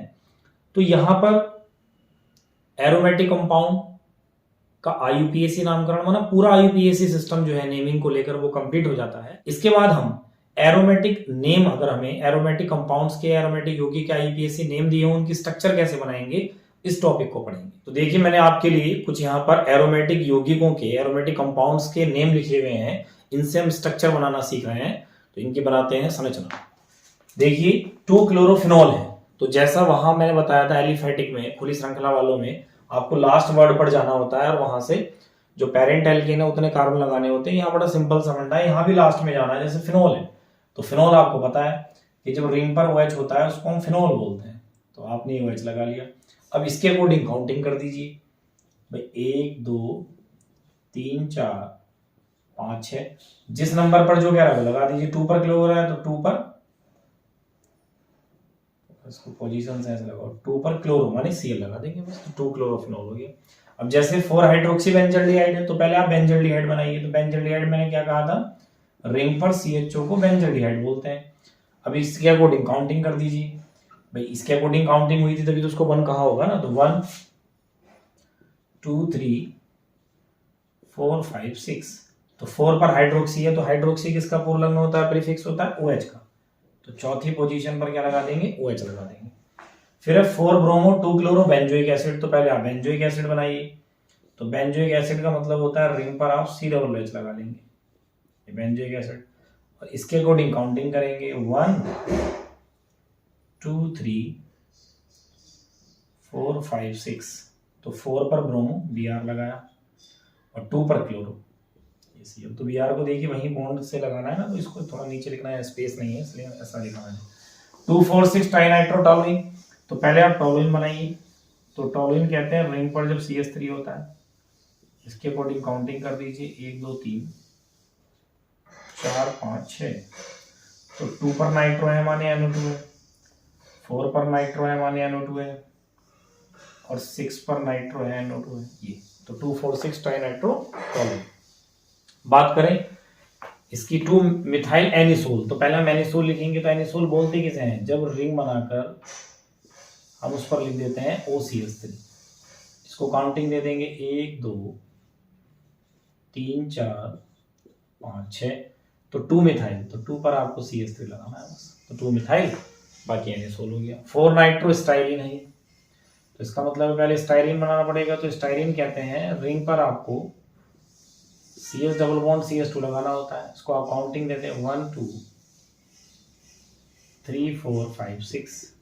4 पर नाइट्रो है तो NO2 लगा देंगे 4 पर। ये फिर है 2 ब्रोमो नाइट्रोबेंजीन। तो पहले आप नाइट्रोबेंजीन बना दीजिए, माने बेंजीन बनाकर NO2 लगा लेना है। 1 ये हो गया, 2 पर क्या लगा देना है, ब्रोमो, ये भी हो गया। 4 मिथाइल बेंजोइक एसिड। तो बेंजोइक एसिड का मतलब हो गया रिंग पर आप C⋅H लगा लेंगे, बेंजोइक। 4 पोजीशन, 1 2 3 4। 4 पर क्या लगा लेंगे आप, मिथाइल माने CH3, इस टाइप से। तो ये आपके हो गए। तो IUPAC एरोमेटिक IUPAC नेम अगर आपको दिए हैं एरोमेटिक कंपाउंड्स के, एरोमेटिक यौगिकों के, तब उसकी संरचना बनाना बड़ा इजी है। लास्ट वर्ड पर जाइए, जैसे फिनोल है तो रिंग पर OH लगा दीजिए और काउंटिंग करके जो और चीजें हैं वहां लगा दीजिए। अगर बेंजोइक एसिड आ रहा है तो मतलब लास्ट में 4 मिथाइल बेंजोइक आ रहा था जैसे, तो बेंजोइक माने रिंग पर C⋅H लगाया, फिर काउंटिंग के हिसाब से जो जिस नंबर पर है वो लगा दिया। तो इस प्रकार से ये टॉपिक भी कंप्लीट हो जाता है। तो देखिए इस लेक्चर में हम पूरा एरोमेटिक कंपाउंड्स की IUPAC नेमिंग, एरोमेटिक कंपाउंड्स में कैसे मतलब उनको पहचानते हैं कि ये एरोमेटिक यौगिक होगा या नहीं होगा, IUPAC नेम से संरचना कैसे लिखते हैं, इस सब टॉपिकों को हम यहाँ क्लियर और कवर कर चुके हैं। इसके बाद भी अगर आपकी कोई डाउट और क्वेरी है तो आप मेरे से कमेंट के माध्यम से डिस्कस कर सकते हैं। देखिए नेक्स्ट लेक्चर में हम एक तो पढ़ेंगे कि एरोमेटिक कंपाउंड में जब बेंजीन पर कोई ग्रुप लगा होता है तब वो किस प्रकार से रिएक्शन करता है, माने डायरेक्टिव इन्फ्लुएंस इन एरोमेटिक कंपाउंड, माने एरोमेटिक यौगिकों में निर्देशात्मक प्रभाव, जो कि आपने सुना भी होगा कि एरोमेटिक यौगिक 2 प्रकार के होते हैं, ऑर्थो पैरा डायरेक्टर और एक मेटा डायरेक्टर। तो इस टाइप का डिस्कस करेंगे। साथ ही एक और महत्वपूर्ण टॉपिक उसमें हम क्लियर करेंगे जिसको हम समावयवता माने आइसोमेरिज्म बोलते हैं। तो इतने, जब तक नेक्स्ट लेक्चर आता है तब तक आप यहां तक के लेक्चर्स को अपनी कॉपी पर नोट करके उसको रिवाइज करते रहिए। मिलते हैं नेक्स्ट लेक्चर में आइसोमेरिज्म और एरोमेटिक यौगिकों में निर्देशात्मक प्रभाव को समझने के लिए।